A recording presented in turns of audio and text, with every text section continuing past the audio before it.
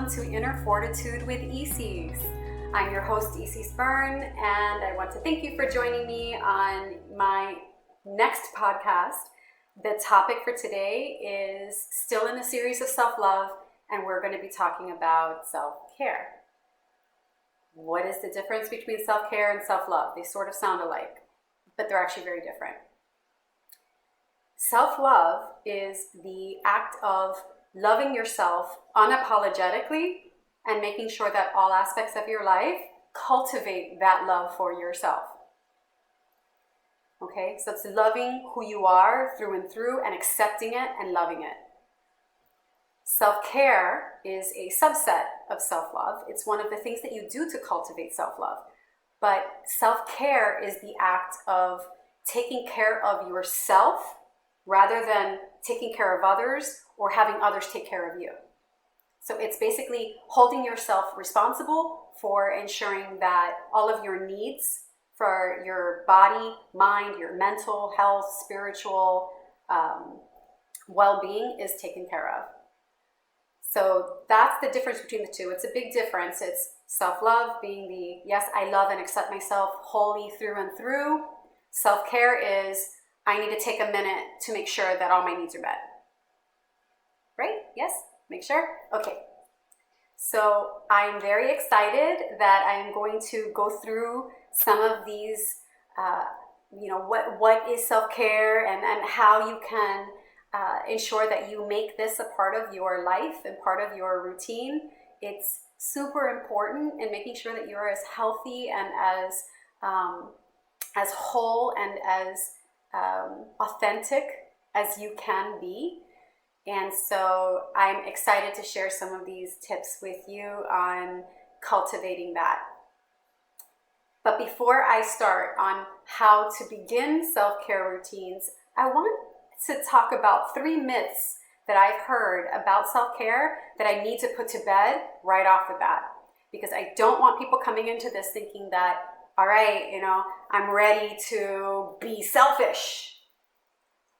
Even though I don't think selfish is necessarily a bad word, I want to address that as the first myth. I have heard people say self-care equals selfish. Okay, it doesn't take much effort for me to see how ridiculous and short-sighted this perception is. How can you take care of others if you have not taken the time to take care of yourself first? How can you help others with their oxygen mask if you have not first put the oxygen mask on your own face? Taking care of yourself equals taking care of others. The more compassionate you are with yourself, the more easily compassionate you can be toward others. That's just the way it is.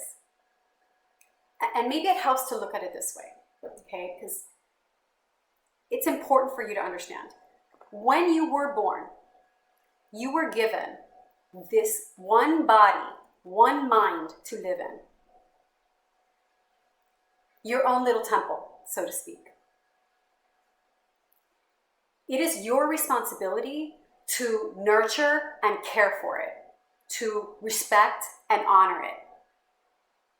It houses beautiful gifts and talents that are 100% uniquely your own. Inside of this little temple of yours lives a little child. And with self-care, we offer that sweet little child warmth and comfort and loving thoughts. That is our natural, God-given responsibility.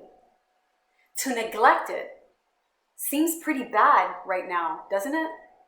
Yet, so many people carry this martyr mindset. They believe that their responsibility is to do everything for others 100% of the time. But acting the martyr isn't heroic. It's actually a dysfunctional and toxic form of behavior that slowly eats away at your own sense of self, and it makes you and potentially other people quite miserable. It is absolutely neglecting your primary responsibility, which is to care for yourself so that you can then be capable of caring for others. Now, if you have children,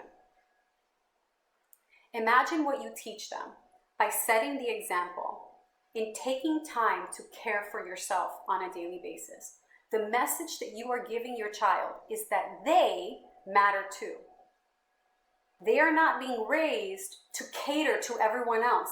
They are being raised to be their own individual, authentic, whole self that is in the optimum health, all around mental, emotional, physical health, to then help other people.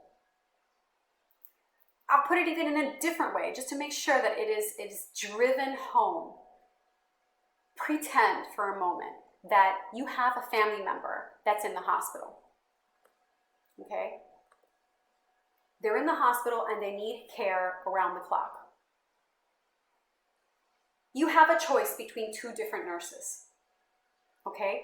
One nurse didn't get a whole lot of sleep last night because, they were up late last night surfing, scouring through Facebook and watching the news and stressing over the worries of the world and feeling anxious. And, they've been so anxious and worried about taking care of everyone else that they haven't really been taking care of themselves. They're not getting enough sleep. They're not getting enough to eat on a regular basis. And when they do eat, it's not very nutritious food. So they're sort of neglecting themselves in a very big way. They're not really finding time to do the things that bring them joy, like meeting up with friends or, going out on a date or,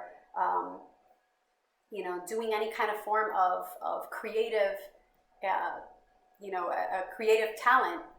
And they are basically going to work the next day feeling pretty rotten, tired, exhausted, fatigued, not really, able to care for others, at least not in an optimal way.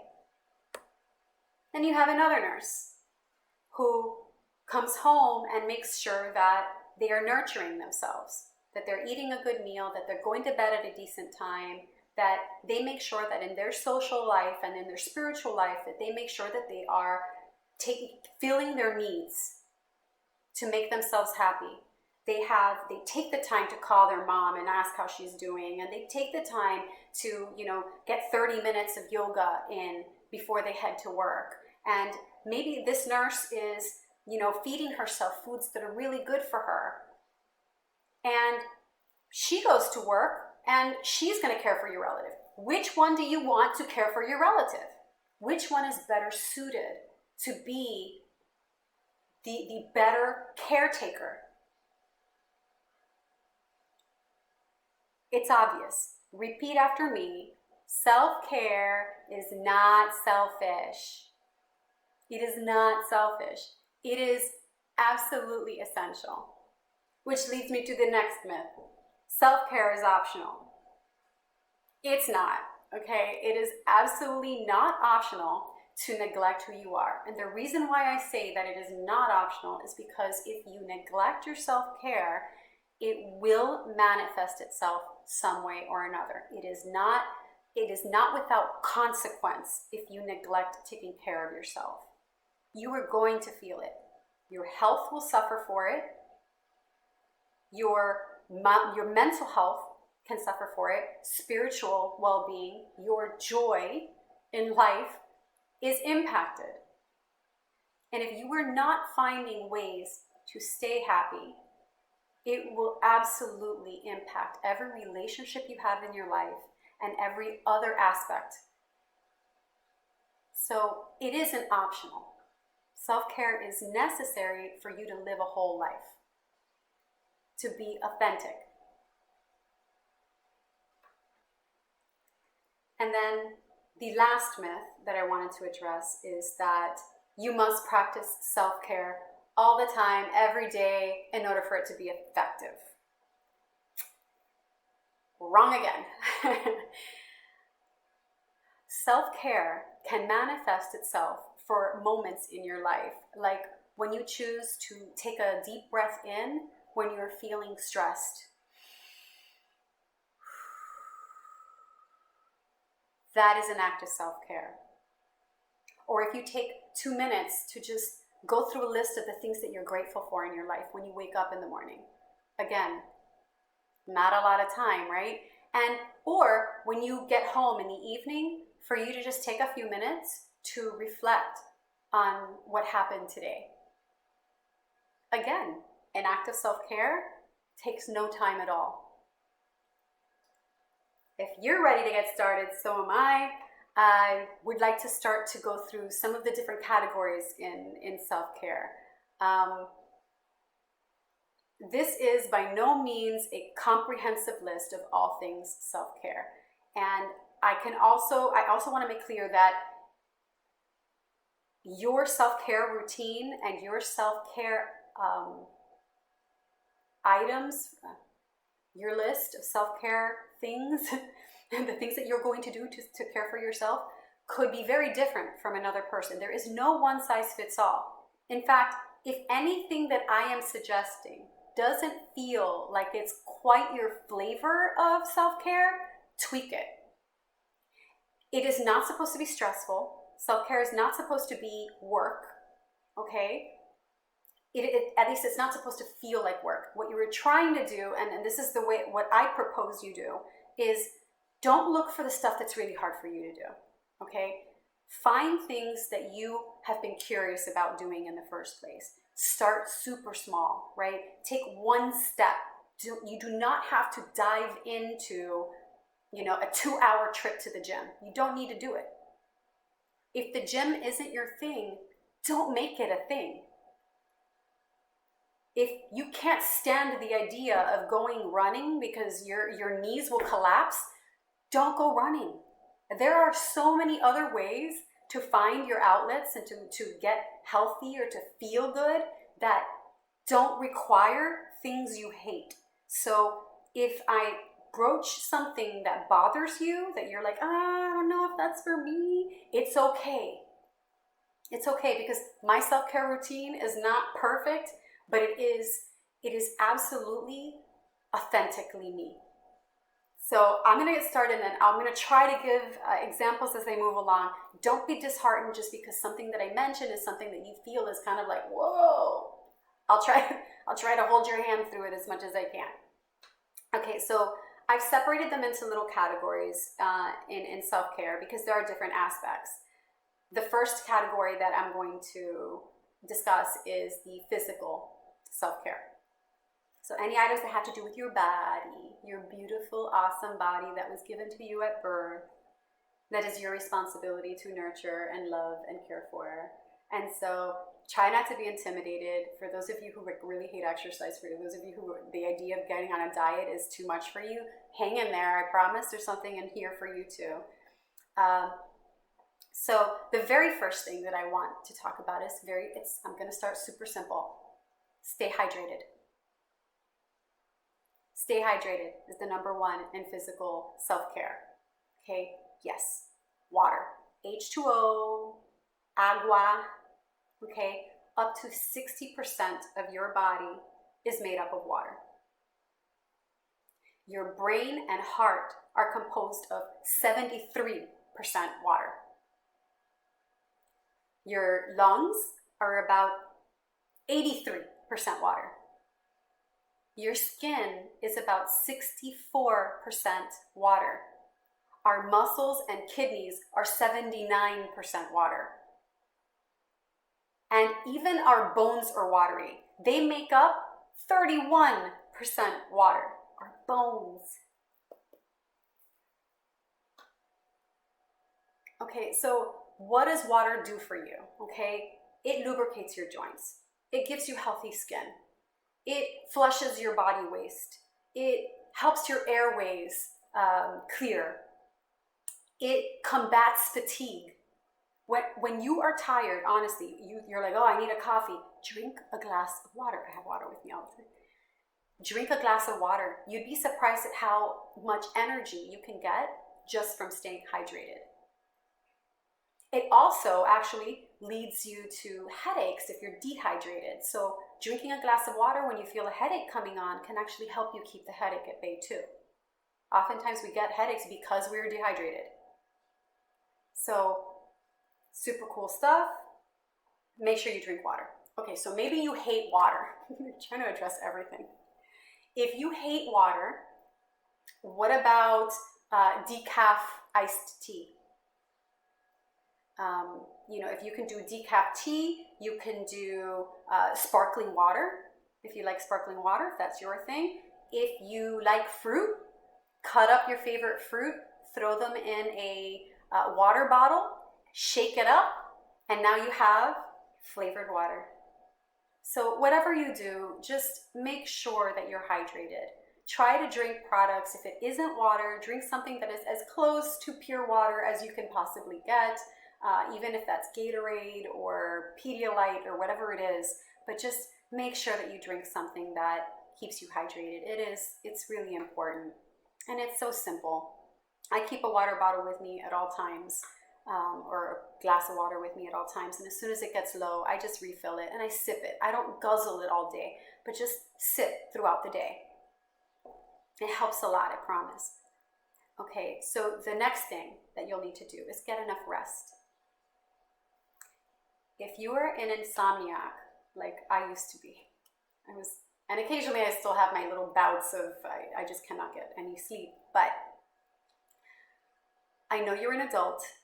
I know that you don't have a bedtime and you don't want to be bound by that, and the idea of having a bedtime probably makes your skin crawl because your parents used to make you do it and you just don't want to do it anymore.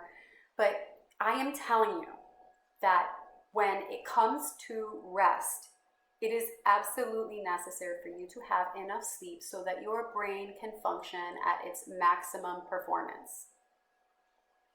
Okay? It boosts your immune system for you to sleep. Good sleep boosts your immune system so you don't get sick as often. It strengthens your heart. Your heart needs rest. You have to bring it down for a certain number of hours a night for your heart to be happy, okay?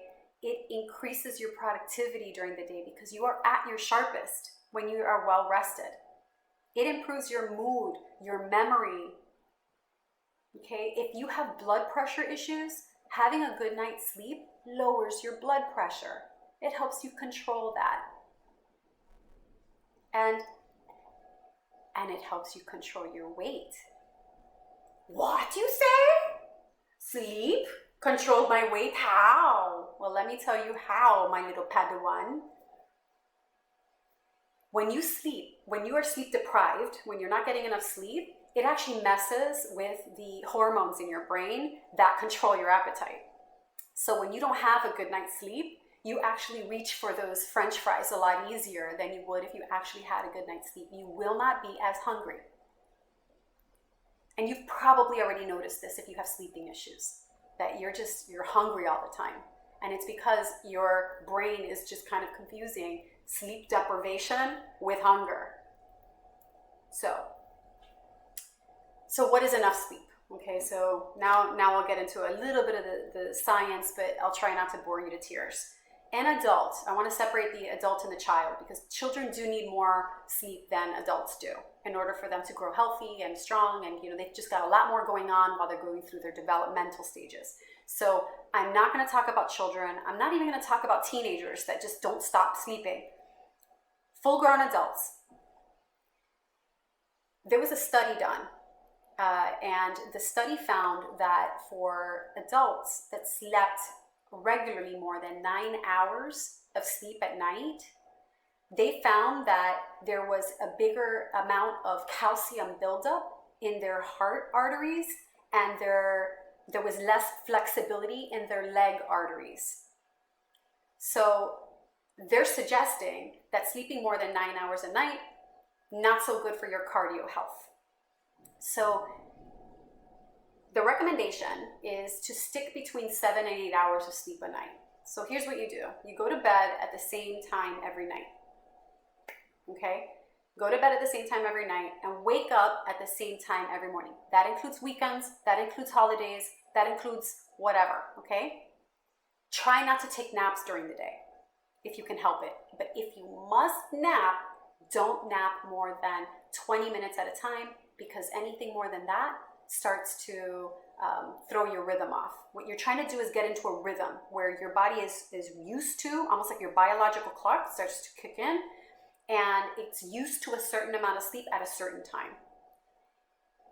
This rhythm and that schedule will actually normalize your body so that it is more effective all around.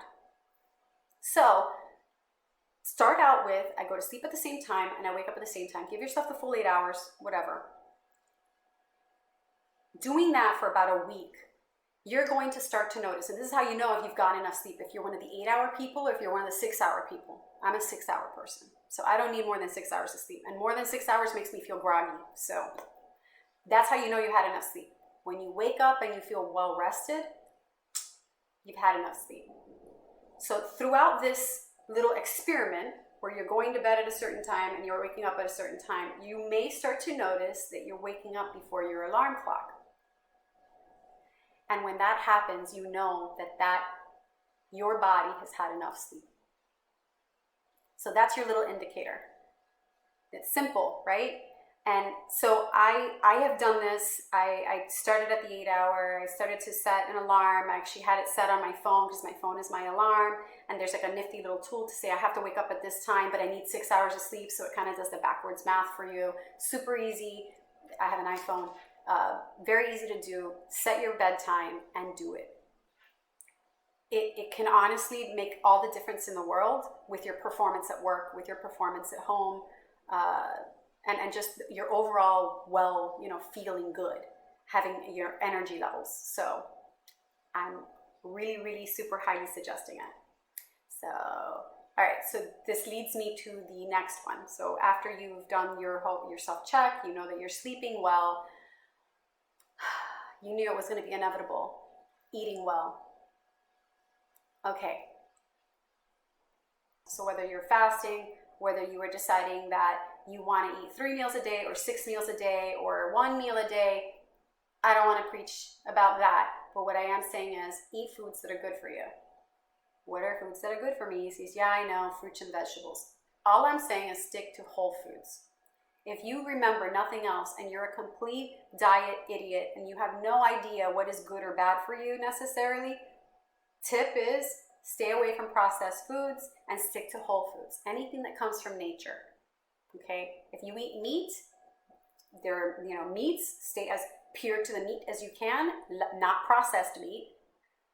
So meat, if that's your thing, fruits, vegetables, grains, legumes, things that have not been modified or processed.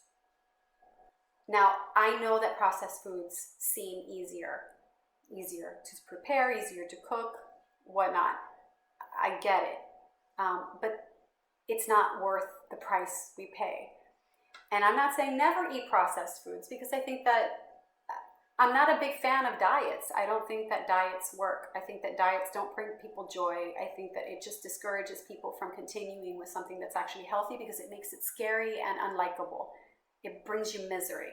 So instead of telling you to go and get on a diet and have a super healthy diet, what I am suggesting is start to introduce healthy whole foods into your diet, and do that. If you can incorporate them into your meals, incorporate them into at least 3 times a week or so, introduce them into your diet, you will little by little start to adopt healthier habits instead of it being constant Burger King or McDonald's every day. Just a thought. So I would say thinking whole foods. You can pay for a personal trainer. You can do all of that kind of stuff, or a dietitian that will help you get on a better diet. But at the end of the day, if what you want to do is just kind of take baby steps, you're not ready to go dive, which a lot of people don't ever want to do, just when you go to the grocery store, go look for the colors of the rainbow.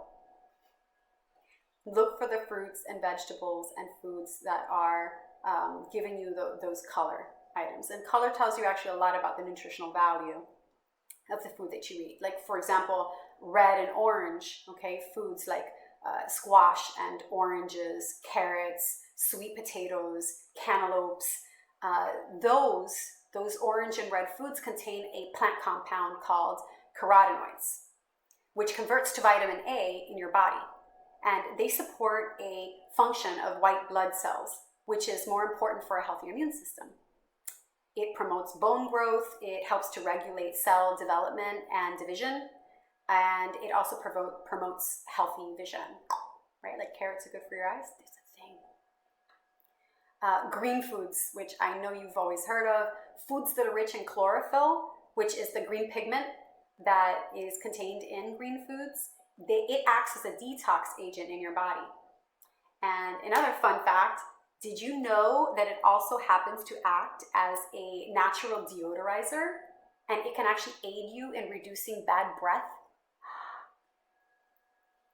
So yeah, green foods can give you things like, nutrients like potassium, dietary fiber, folate, vitamin A, vitamin E, vitamin C. So don't be afraid to try a new green vegetable like bok choy. I love bok choy. And turnip greens. Darker green veggies like spinach and kale are high in omega-3 fatty acids, which are important for all body functions, and it even helps to lower cholesterol. So yay, green foods. And I can go on and on the colors of the rainbow for diet. Not suggesting going on a diet, but I am suggesting introduce these nutritional foods into your diet little by little, whatever you can stomach. If you can try new things, commit to trying something new once a week or once every 2 weeks. Just go, I've never tried kale before. Let me see how it tastes. Look up some recipes and make sure you disguise bad tastes.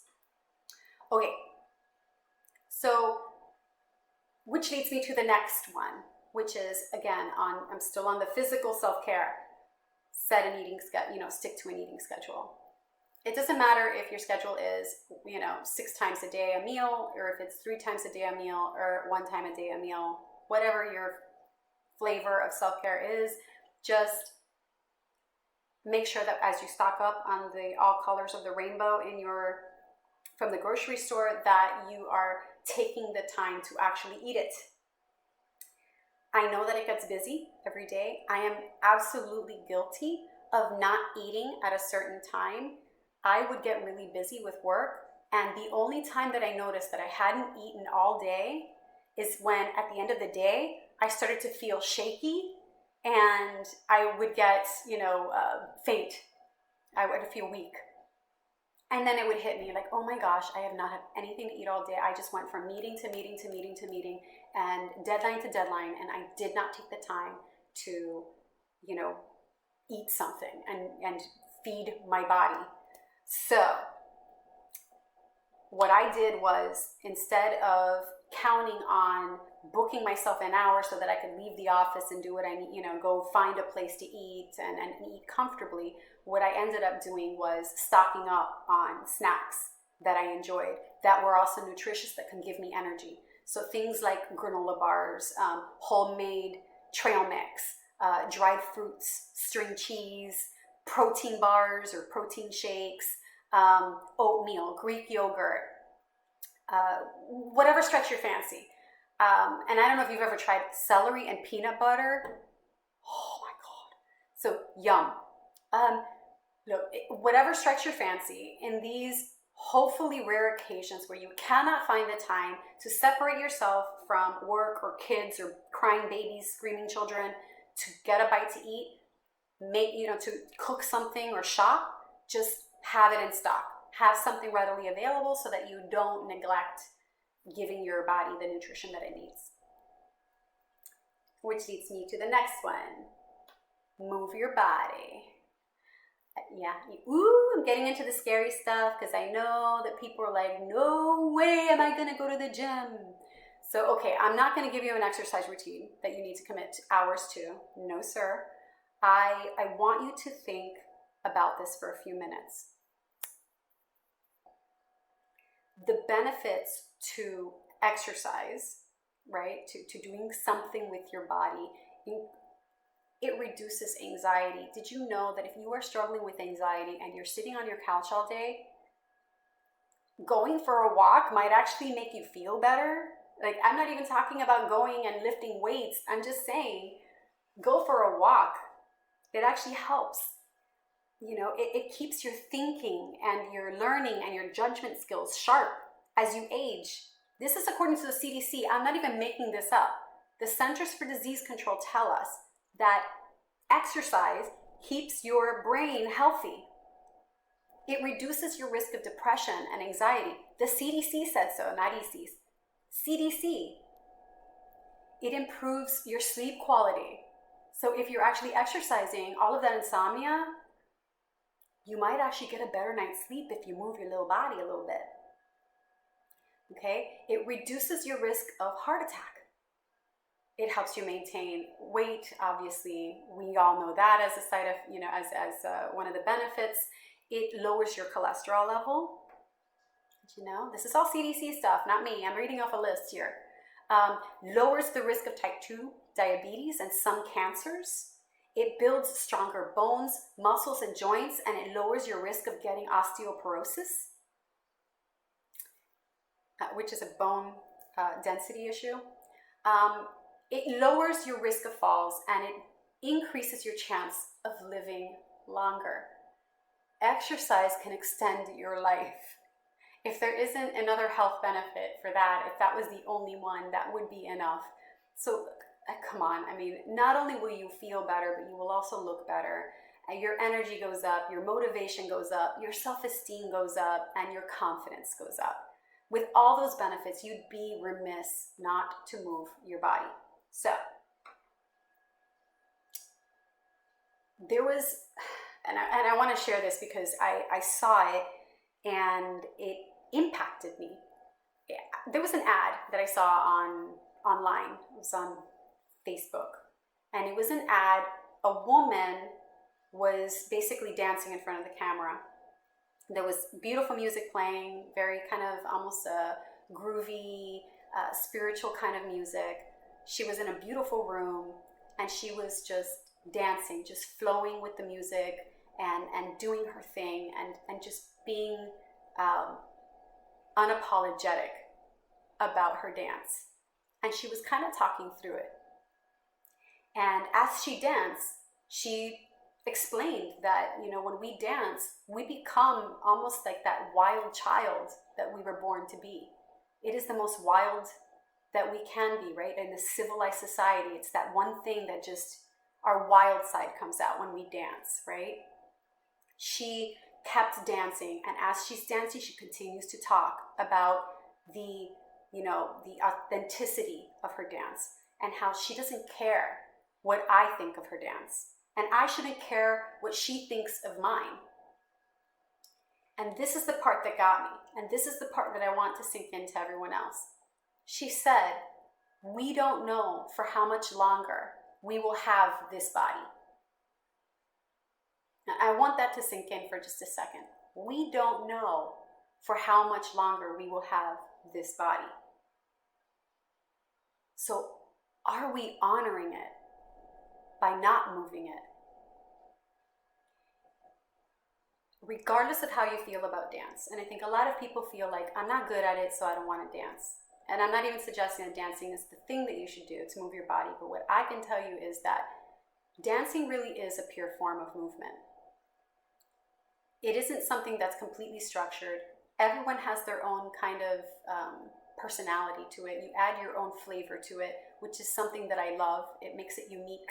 It's kind of like a uniquely ingrained talent that we each have. We have our own way of interpreting the music and moving to it. And it's so pure. And the idea that we would neglect that side of us. We know that our body is temporary. We know that we're here for a limited amount of time. The one thing that is absolutely guaranteed is that we aren't going to live forever in this body. Regardless of your spiritual beliefs, this body does die. And we do have a sense of responsibility to honor it. And so I am not suggesting that you do any specific way and exercise in any specific way. If dancing is not your thing, that's okay. Maybe golf is your thing. Even if you like golf, I was shocked to learn this, but did you know that even with the motorized golf cart, a golfer can burn up to 1,300 calories when they're playing 18 holes? It's a lot of calories for golfing. And I never gave it a second thought.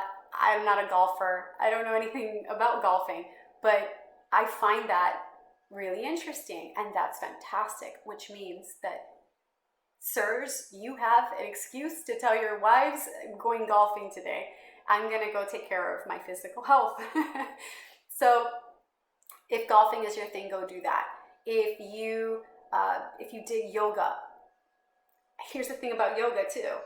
Yoga, it's not that you have to be small framed or flexible to do yoga. You don't. Okay, you do not have to have a specific body type. You do not have to have a specific kind of, pliability in your muscles. You don't at all. You could be pregnant, having prenatal, doing prenatal yoga. Anyone can do yoga. And so there is a flavor for everyone. They have yoga for kids. They have yoga for adults that are just starting out. They have yoga for the older age groups. They have yoga for, whoever you are. There's a flavor out there for you, I promise. So if you haven't tried it, there's so many videos on YouTube, on Amazon Prime, on Netflix that you could just see for free right through their services. And you can do them from the comfort of your living room. And you don't need an hour. You don't need 2 hours. Just do 30 minutes. Just start small. Give it a try and see if you like it. But if you like lifting weights, make it a point to lift weights. Make it a point to go running if running is your thing, basketball is your thing. Remember, self-care is not about finding the things that you really hate to do and forcing yourself to do them. We definitely want you to take care of yourself. That's the whole point. But try to make it yours. Try to be authentic while you do it. Ask yourself what you enjoy. And if there's something that you're like, I don't know if I'd enjoy it, try it. What is the worst that can happen? You don't like it and you don't want to do it again, but try something new. There's so many sports that people have tried that they said, oh, I don't know how to play tennis. I don't want to do that. And then a friend invites, come with me to go play tennis. And the next thing you know, this person's obsessed with tennis. They didn't know that they would have liked it, but you've just got to give it a try. So don't be afraid to try new things. Put yourself out there and find something, even if it's just going for a walk. Move your body, get off the couch. And then we move into our spiritual and mind self-care. So, on the spiritual side, and again, it is not a one-size-fits-all. Self-care is unique to you. If you are a spiritual person, a religious person, have you made time to visit your place of worship? If there is one, not everybody has one. Have you made time to visit your place of worship? Regardless of your religious background, finding moments of transcendence is highly beneficial to your emotional and spiritual well-being. Most of us are looking for meaning in our lives, okay? Throughout our lives, we are looking to form connections. We're looking for that purpose. And we find that in religion or in our spiritual lives, we can find some of that meaning. We can find some of that, that reduction of the question, the great question of what is the purpose of life. And so encourage yourself. If it is your thing, make sure that you take the time to do that. If you can't do it every week, that's okay. Try to go for, the holidays. Try to go for, major events that happen within your congregation. Any spiritual rituals, if it applies to you. So just don't not do anything. So for those of you who are not religious and you're like, I don't know about this whole spiritual thing, it's not for me. Did you know that spending time in nature is spiritual in nature? Spiritual in nature? Being in nature is spiritual in nature. You can do yoga. Yoga is actually very spiritual. If you've never tried it, you'll see what I mean. It actually is practicing mindfulness, and in some moments you actually meditate throughout yoga. You can volunteer for a cause that means something to you. That is also spiritual in nature. It kind of, it's chicken soup for the soul, right? You can create a vision board or do something that inspires you. Those are also spiritually rewarding. And you can also pray. And I already mentioned meditate, but prayer and meditation have actually been proven to provide antidepressive benefits. Bear with me. Again, I'm going to tell you exactly where I got that information from. If you want to learn more about the study that I just referenced, Google Dr. Zindel Segal. He used the process called mindfulness-based cognitive therapy. And he learned that this specific kind of prayer, meditation, has a healing effect on depression. So yeah, true story. Meditation is a big deal. Prayer has healing qualities. So if it is your thing, absolutely you should practice it. Which leads me to the next thing, which includes meditation and mindfulness, and it is creating a daily routine. I'm going to share with you what my daily routine is, and then we can go through some of the other items, and I'll even go into more details about what that means. So my daily routine, and like I said, I wake up early in the morning. I go to bed at a certain time. I wake up in the morning, and when I wake up in the morning, as soon as I realize that I am awake, as soon as I recognize, it's time to wake up, this has become my habit every morning. I immediately start going down the list in my mind of all of the things that I'm grateful for. And it isn't just people that I'm grateful for, but things that I'm grateful for. And sometimes they're even objects that I am grateful for. So I have my family members, I'm very grateful that my parents are still alive and healthy. And so those things are, very first, front and forward in my mind. I have a wonderful partner. I have beautiful, healthy children. And I go through my list of, my family members and all that. I go through the roof over my head. I have a very comfortable home. I have a comfortable car that takes me from point A to point B. I have a refrigerator that allows my food not to rot, not to spoil, and I can enjoy my food. These little things that I think a lot of people take for granted. Just, you don't need to have a lot in order to be grateful. But if you have a bed that you can lay in every night, be grateful. If you have a job that helps you pay your bills so that you can afford to eat and sleep somewhere under a roof, then be thankful for that. Those are things to be grateful for. So practicing gratitude is one of the things that I do as part of my morning routine. It is the very, very first thing I do the minute that I realize that I am awake, I am in bed, immediately thinking of the things that I'm grateful for. It does a couple of things. It reminds me of how effing lucky I am. Okay? And I always feel lucky. I feel lucky. So it reminds me of how lucky I am. So that adds to my joy, right? And it also puts me in a positive mindset at the very beginning of my day. If I already put this, my life is good, right in the forefront, anything that comes after that has to compete with that. So I put that in the forefront on purpose. So after I do that, and I wake up and I do that, I stretch, I become consciously aware of my body and my surroundings before I get out of bed. I do a lot of stretching because it provides oxygen to the rest of my body. So I stretch, I yawn, I'm almost obnoxious about it. And then I finally get out of bed. When I get out of bed, I actively practice mindfulness. What is mindfulness? And I know that I had an entire show that was dedicated to mindfulness. And the truth is, I kind of, looking back at it, I feel like I wish I would have gone in more detail with mindfulness because I could have done so much more. And so I might redo it. But just in a nutshell, mindfulness is to pay attention on purpose, in the present moment, non-judgmentally.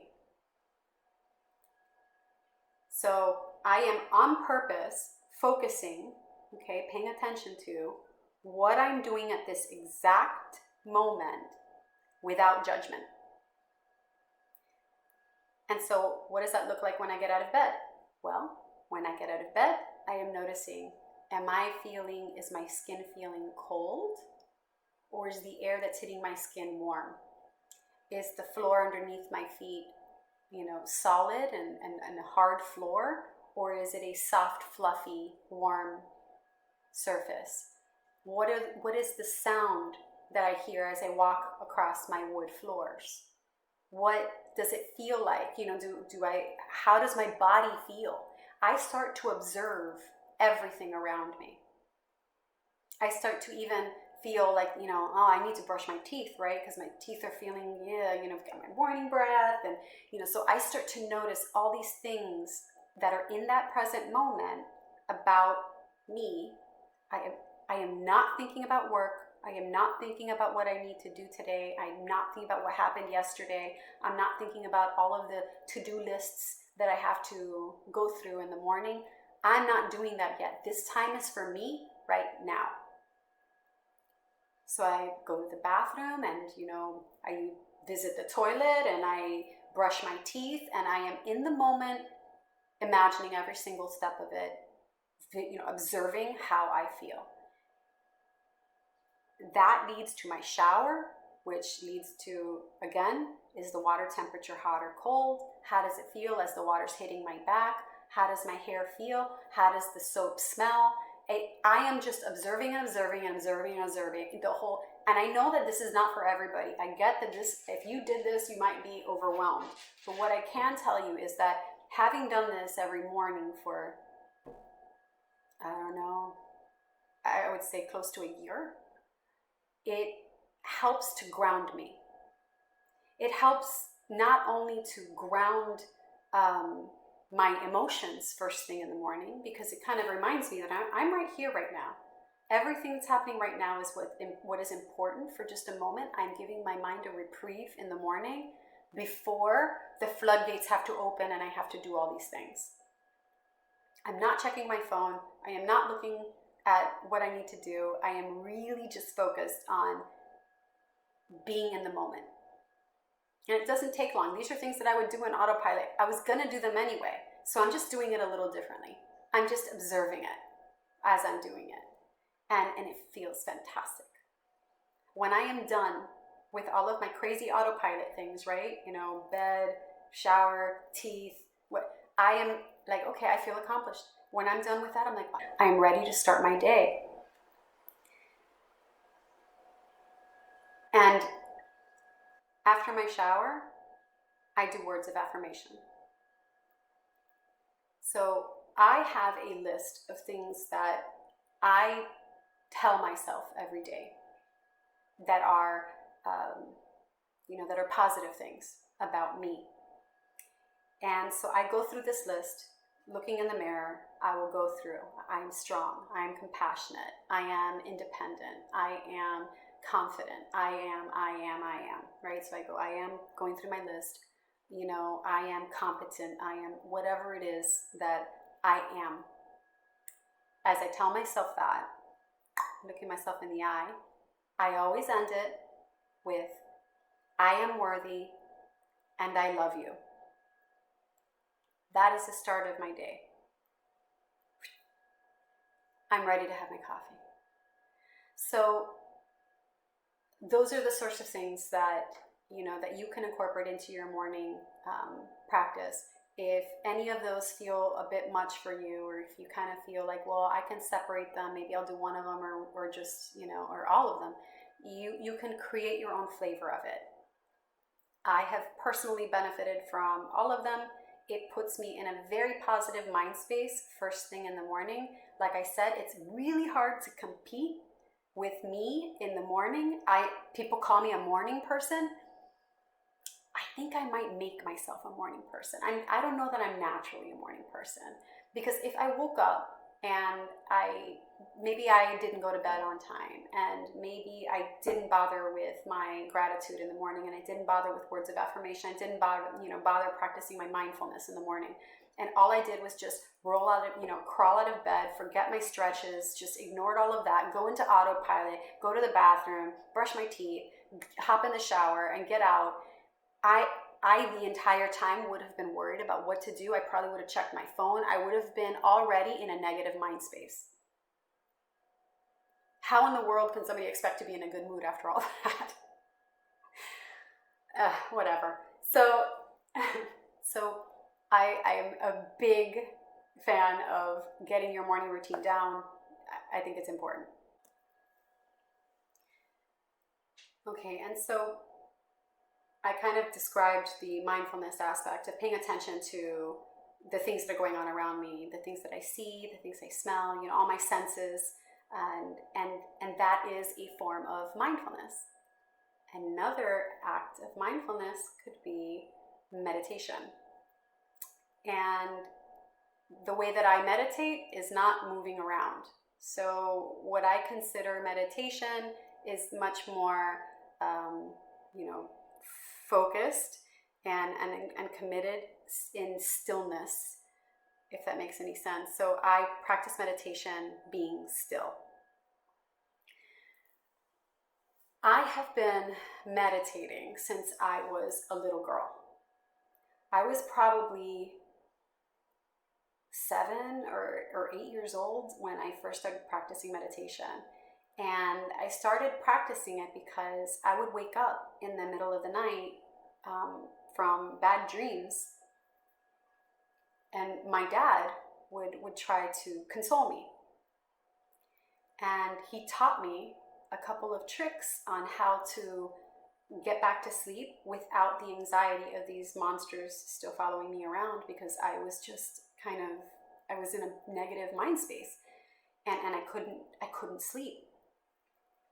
And so he would talk me through it. He taught me how to breathe.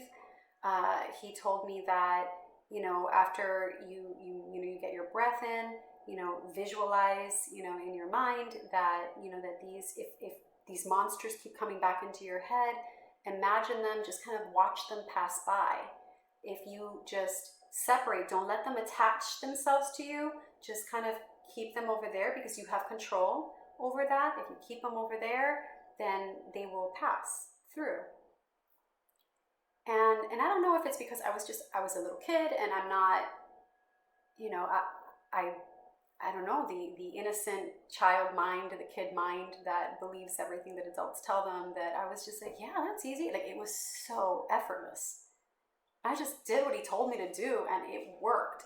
So these negative images, these monsters or bad people or whatever it was that appeared in my dreams, I imagined them kind of just, if they came into my mind, I just kind of ducked and dodged them a little bit, and they just passed by.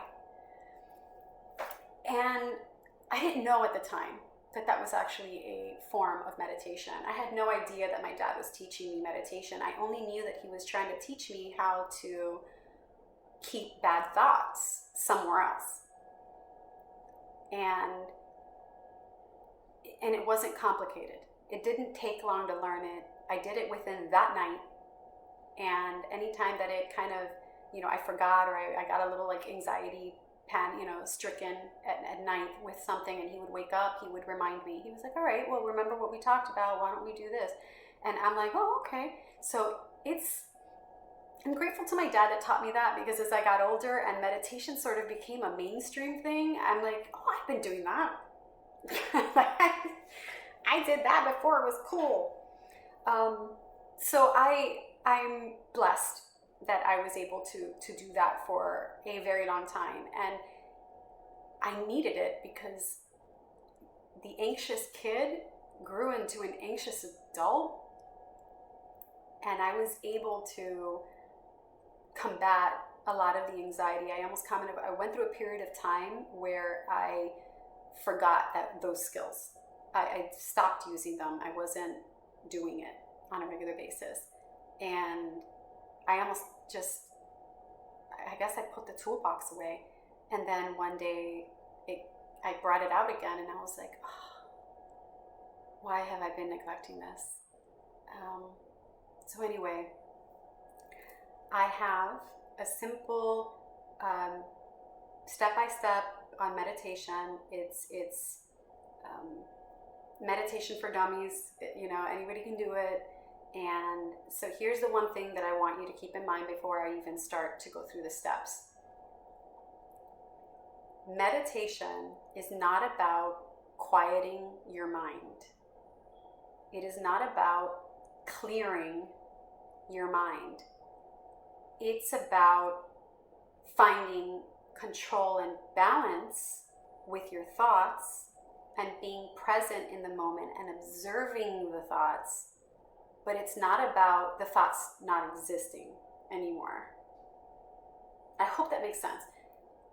If you are expecting to go into meditation, and this is, when I got older and I started to talk to other people about meditation, I was shocked to hear that people were like, meditation is horrible, it gives me anxiety. Or, no, meditation doesn't work for me, I can't meditate. I can't sit still for very long. And I'm like, what? It doesn't make a lot of sense. And so, I want to be clear. I think the reason why people fail at meditation is because their expectations are completely wrong. If you are going into meditation thinking that you have to be there for 5 hours with a completely blank mind, you're on, I'm going to go ahead and say, you're on crack. Like, that's crazy. Nobody can sit still for that long, okay? Some people can't sit still for more than 5 minutes. No way. So, right off the bat, meditation, the expectation to be set, it is not about clearing your mind. It's impossible. Your brain will not shut off, ever. We're not built to have brains that shut off. The only brain that I know of that gets shut off is a dead one. So if you have thoughts, that's okay. If you have a lot of thoughts, that's still okay. I promise, it's okay. You do not have to be afraid of meditation just because you have an overactive mind, just because you are an overthinker. I'm an overthinker. I'm a huge overthinker. I just have learned to, rather than letting the thought control me, I have learned to observe the thoughts. That's actually part of emotional intelligence, and it's part of the whole point of mindfulness. The whole point of meditation is to observe. Observe the thoughts. Don't let them be you. You are not your thoughts. Even though sometimes it feels that way because they attach themselves to you if you let them. Okay? So that's the first thing I want to dismiss. You're not going to quiet your mind. And I'm going to give you tricks on how not to do that, not to let it attach itself to you. And then the other part is, I can't meditate because I can't keep still. I have ADD. I have, I'm too jittery. I can't sit still for so long. I totally hear you. Sitting still is a little intimidating for some people. And so what I'm saying is, give yourself, instead of 20 minutes, 30 minutes, give yourself 1 minute. The 1 minute challenge. A 1 minute challenge on keeping still. I hope that you can keep still for 1 minute, because I find it very, barring any medical issues that you might have, I think that just about anybody can keep still for 1 minute. So, give yourself a minute if you can't handle more than that. And remember that meditation is not about being free of thoughts. It's about, it's okay to have them, and you're just going to handle the thoughts. That is actually the act of meditation, is observing them. And then you can actually get to a place where, believe it or not, the thoughts stay far enough away from you with time and practice. The thoughts stay far enough away from you that you can actually create your own other thoughts, which is the ultimate goal, right? You don't want to think about all this other noise that's going on over here. You want to I want to focus on something beautiful. And that is where we're going to go. We're going to get you to the point to where you can focus on something else, and those thoughts just kind of sit in the background and they get quiet. They're still there. They're just quiet. Okay, so the very first thing that I want you to do is, and if you're ready to meditate, find a comfortable place to be. Find an environment. Okay, so if it's locked away in your bedroom, if it's maybe a sunroom, it doesn't matter what the room looks like. It could even be outside. You just want a place that is uninterrupted. Okay, a place where you're not going to be, nobody's going to shake you out of it. You're not going to hear, obnoxious mom. Just try to find an environment where you will be left alone for a little while with your own thoughts. Okay, I would recommend, if it's your first time meditating, and while you can meditate laying down, and I do meditation laying down all the time, but if it's your first time meditating, or you're just a beginner, you haven't done it a lot of times, find a position that is sitting rather than laying down so that you could stay awake. Because you don't want to fall asleep in the middle of the meditation, because then it's a little ineffective. Later on, there's meditation that leads to sleep, which is fantastical. But right now, we're trying to kind of practice mindfulness within a meditative state. And so, find your quiet place. Find a comfortable seat that you can sit in, whether that's a chair with your, with your feet on the ground, whether you are sitting on a pillow, kind of sitting with crossed legs in front of you, and your high knee is sitting on the pillow, and so that your legs are a little lower than your high knee, that's good too. It's tends to be a pretty comfortable position for those of you that can't just sit with crossed legs without a pillow. Even I like having a pillow. So you find your comfortable position, you find your comfortable place, and then you start. Okay? Remember, it's okay if your mind is going in a million different directions. Your goal is to try to reel it back in, and I'm going to walk you through how to do that. So, the very first thing that you're going to do is take a deep breath in. You're trying to relax. Your first goal is to relax your body, physical body. Relax it, okay? Because relaxing your physical body makes it easier to relax the stuff that's going on upstairs. So, you can start with your eyes open. You do not need to close your eyes. If you're not comfortable closing your eyes, that's okay. You can just kind of, rest your eyelids and lower your gaze, okay? Because the goal ultimately is to be completely relaxed. And so you would take a deep breath in through your nose, fill your lungs, hold it for 3 seconds, exhale through your mouth.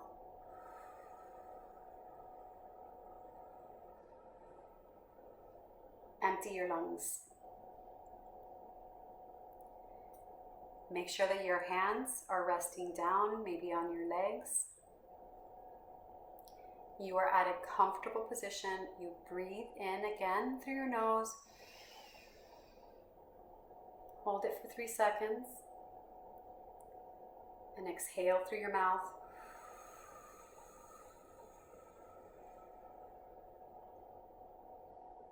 Until your lungs are empty. With every breath, your body will start to feel like it's slowing down. Your heart rate starts to come down. Your shoulders start to drop a little bit more. If you notice that there's a body part that's still too tense, if your shoulders are tense or your neck, that you feel like you need to kind of get that, it's just kind of in knots, try to tense up the muscle as hard as you can. Tense it up, tighten them as you breathe in, and then relax them as you exhale. Breathe out all of the stress. You don't need to continue the deep breathing once you notice that your body feels generally at ease. So if you still feel like your heart rate's going too fast, give yourself another deep breath. And the holding of the breath is key. And then release. When you hold your breath after you've inhaled, you're slowing down the rate in which you're breathing, so you're not hyperventilating.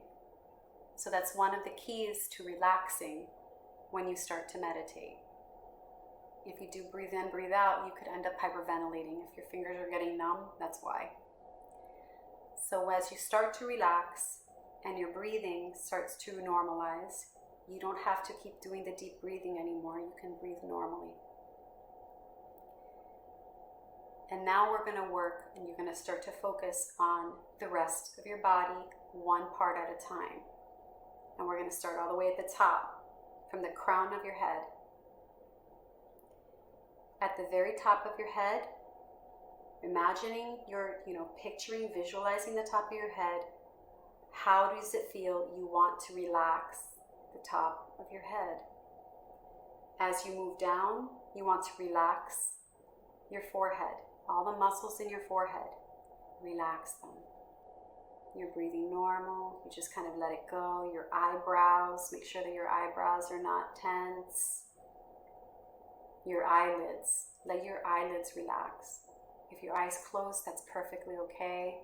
Or just lower them so that they're relaxed.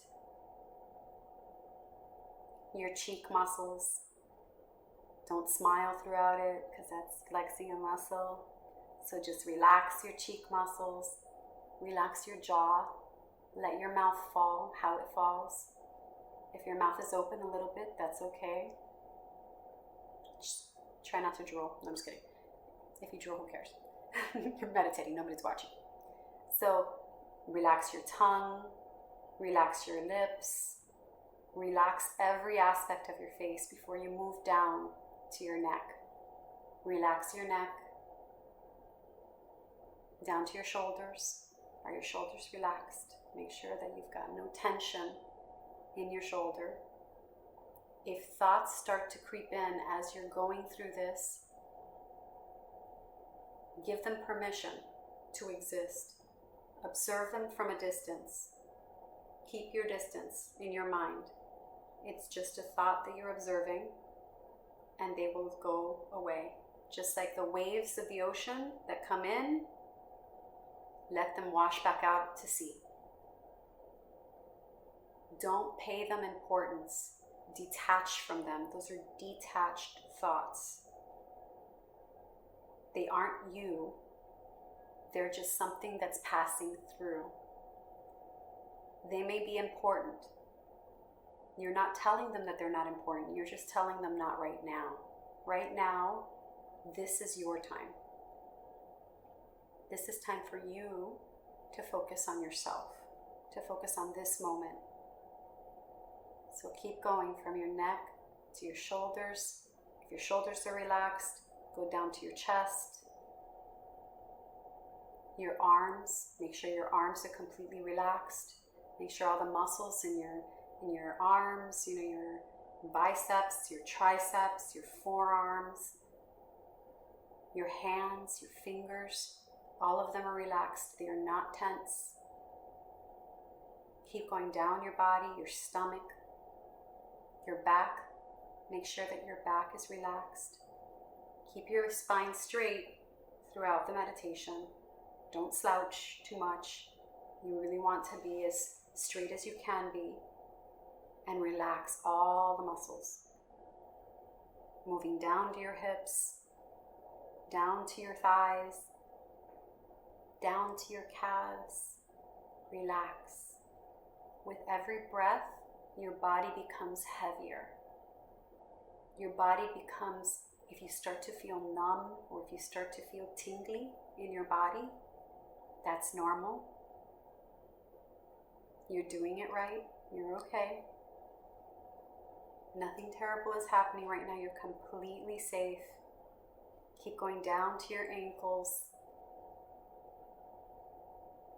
Make sure that you're relaxed. Your feet, your toes. Relax every muscle. And then just breathe. Focus on your breath. You can breathe in and out through your nose at this point, whatever is natural to you. You don't have to have the in through your nose and out through your mouth if it's not natural for you anymore. Now you're just breathing naturally. And sit there in the moment. Just be present. observe. This is simple meditation. You're not introducing thoughts, you're just keeping them there so that you could focus on relaxing. Giving you a moment to take a break. Permission to be at peace. To feel grounded. This is your moment of recharge.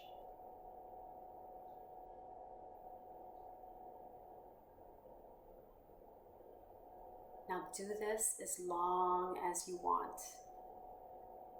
This can be 1 minute. This can be 20 minutes. It feels good to just let your body be. Let your thoughts be. Let them just exist.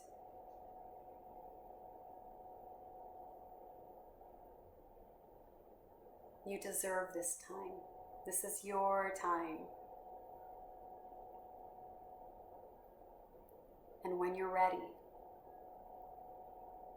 after you've spent this moment on your own, with yourself, and yes, with your thoughts on hold, this is so peaceful. When you're ready to come back to your everyday life, slowly introduce yourself. Don't go just jump out of your chair. Just relax. One by one, wiggle your fingers, wiggle your toes. Take a deep breath, stretch your body, bring oxygen back, and observe how you feel. You can open your eyes when you're ready to open your eyes. And observe how you feel.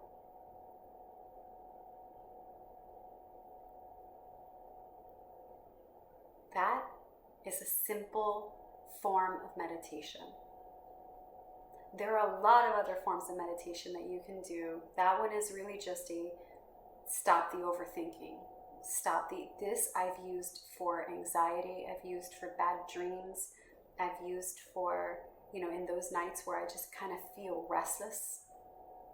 And it brings me back to balance. It brings me back to, I'm okay. I'm okay again. I can think more clearly after I've stopped the crazy voices that are going on in my head. And so there are a lot of other meditations out there, and you can explore so many other different kinds.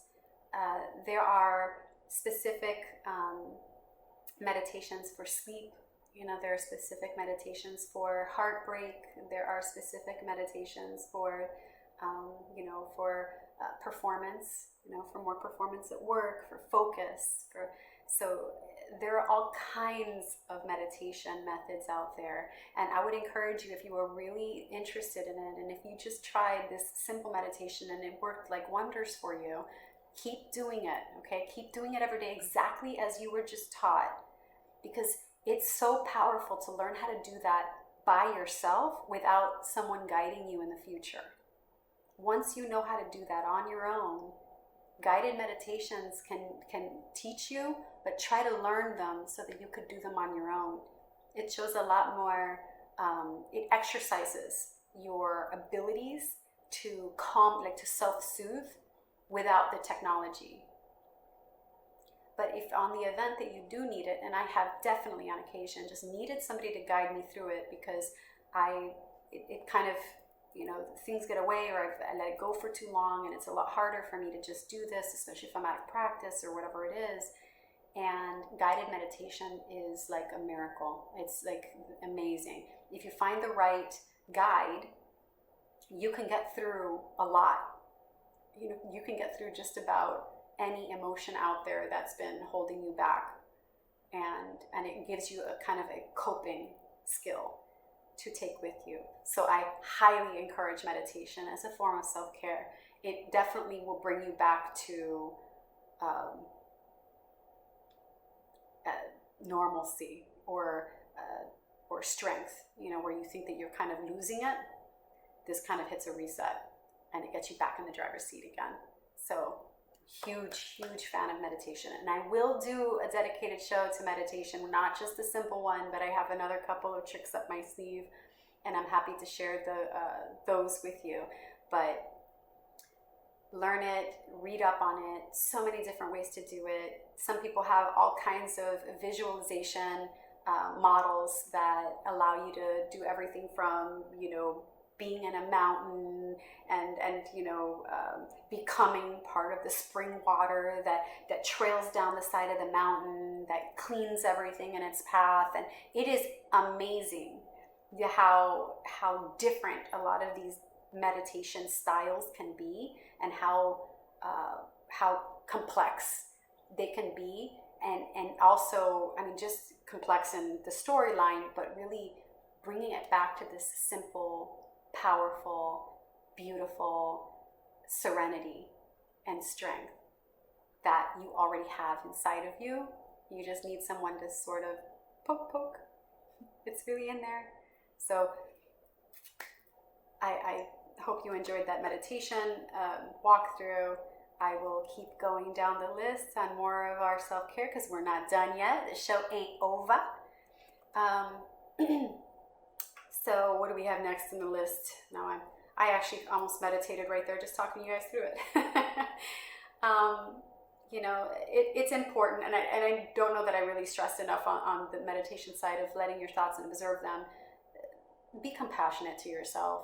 When you are one of those overthinkers like I am, I kind of beat myself up a lot in my head, and there's a lot of just crazy stuff going on, and it's stressful stuff. Remember to be compassionate with yourself. Know that those thoughts are not you.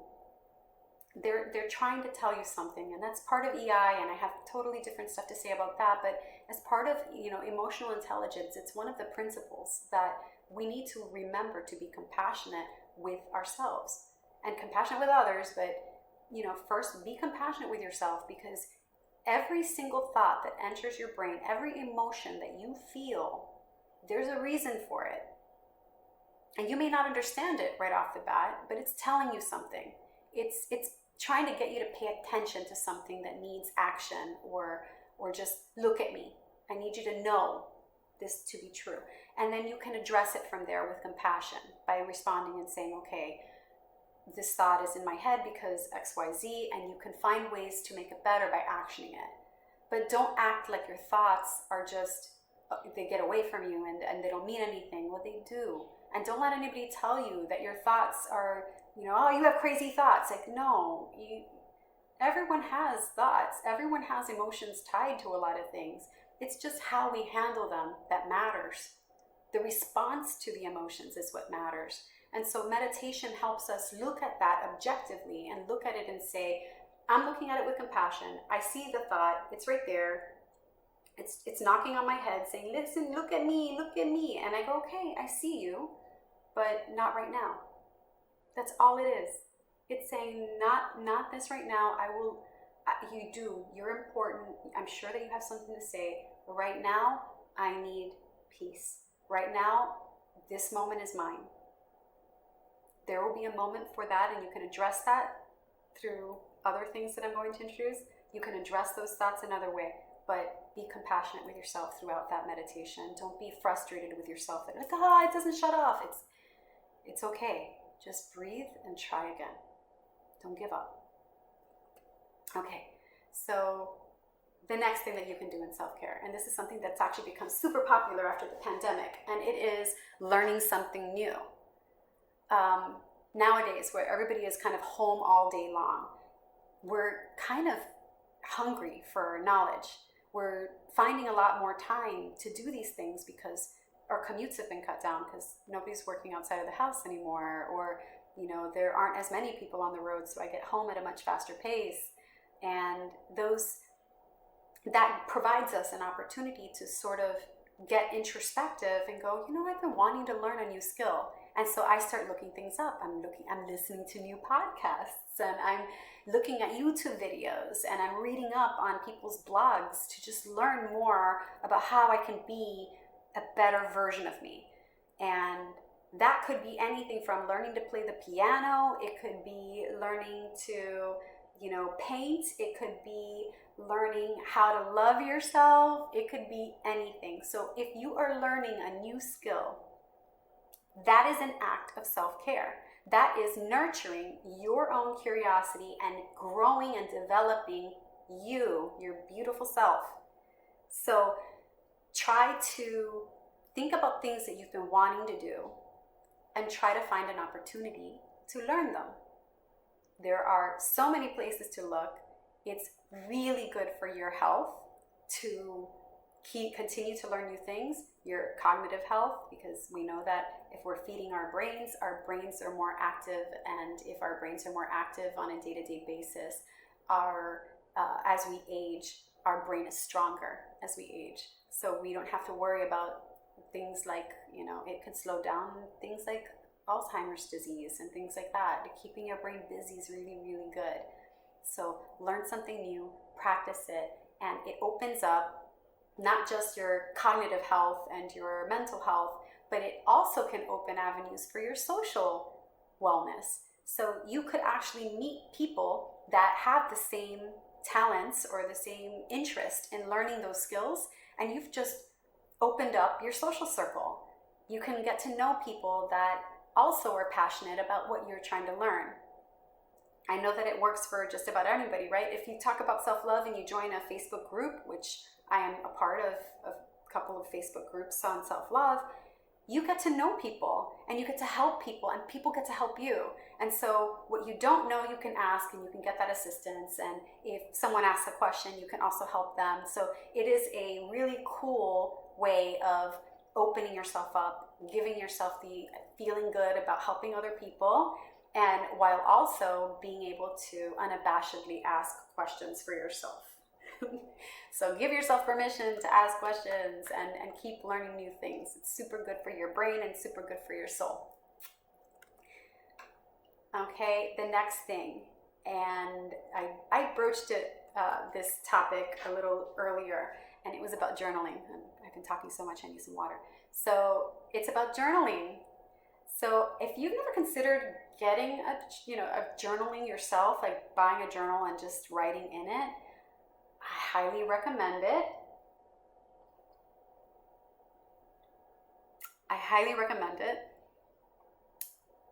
There are so many cool things that you can do with a journal.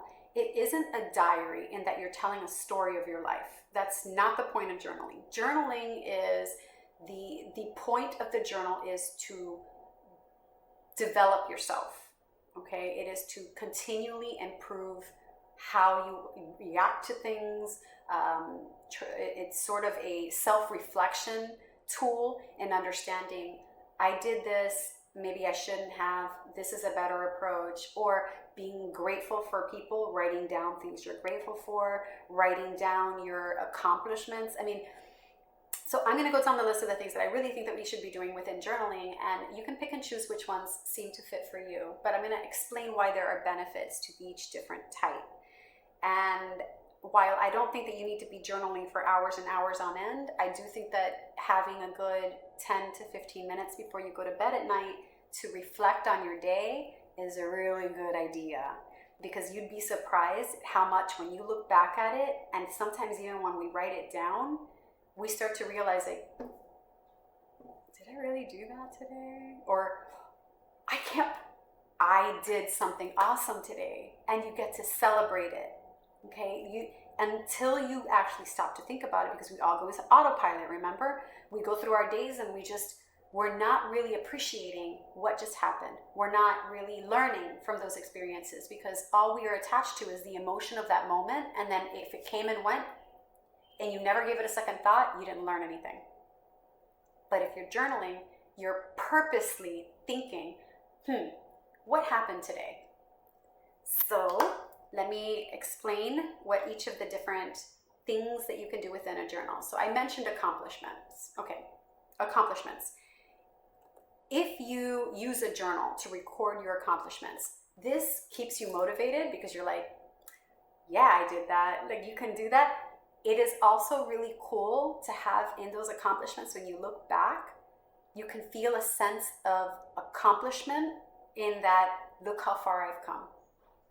These are the things that I've done that are positive, that I have accomplished in my life, and it keeps you feeling not just your self-esteem, because you know that there are things you're actually doing with your life. So when you're feeling a little sad, that list comes in handy. So a list of accomplishments should be at the top of your page. So today, every day should have its own little page, accomplishments, and write down whatever you've accomplished that day.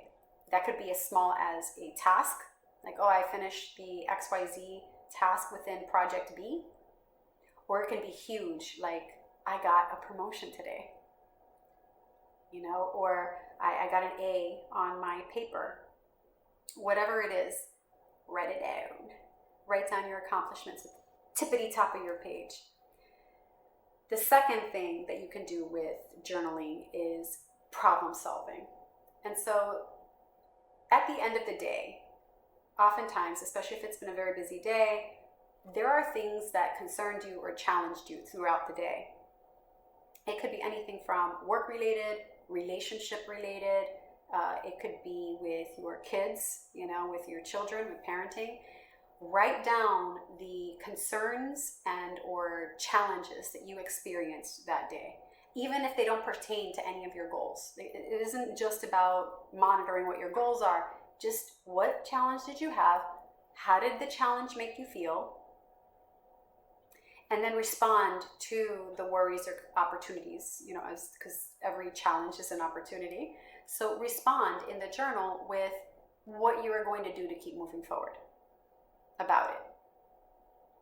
If you resolved the challenge, make sure it's in your accomplishments list above, okay? So for example, you can have when my boss asked me to spearhead the presentation to the board of directors, I felt overwhelmed and anxious, which I would be. And so my response, so in my journal, I would say, my boss today asked me to spearhead the presentation to the board of directors, and I am feeling anxious and panicked and whatever. I would respond to that by saying, okay, in order for me to manage my anxiety, I am going to, prepare in advance. I'm going to get my staff together. I'm going to do XYZ. I'm going to book a meeting with my boss so that my boss can actually see that this is the stuff that I'm doing to prepare. And that way I have a third eye review and I get to mitigate the stress that I'm feeling. How would you be less stressed? I'm less stressed if I'm prepared, right? So you can be your own, advocate for solutions. So this is my challenge, my opportunity, and this is what I'm doing to respond to it. Okay, you can respond to it with compassion, of course, if it's a mistake that you made and that was a challenge, like, hey, my boss reprimanded me today because I didn't complete this thing on time and they took the project away from me. And it made me feel, worthless and angry. Well, ask yourself, why are you feeling angry? Are you feeling angry at your boss for taking you off the project? Or are you feeling angry at yourself for not completing the project on time? And so you get to evaluate a lot of the emotions that you felt throughout the day with objectivity and compassion. You look at it and say, okay, this is a learning opportunity.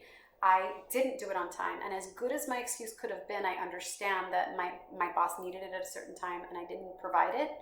So the consequence was this. So how are you going to do things moving forward to make it better? You can offer to your boss to do XYZ and this other project and ask for an opportunity not to let them down again.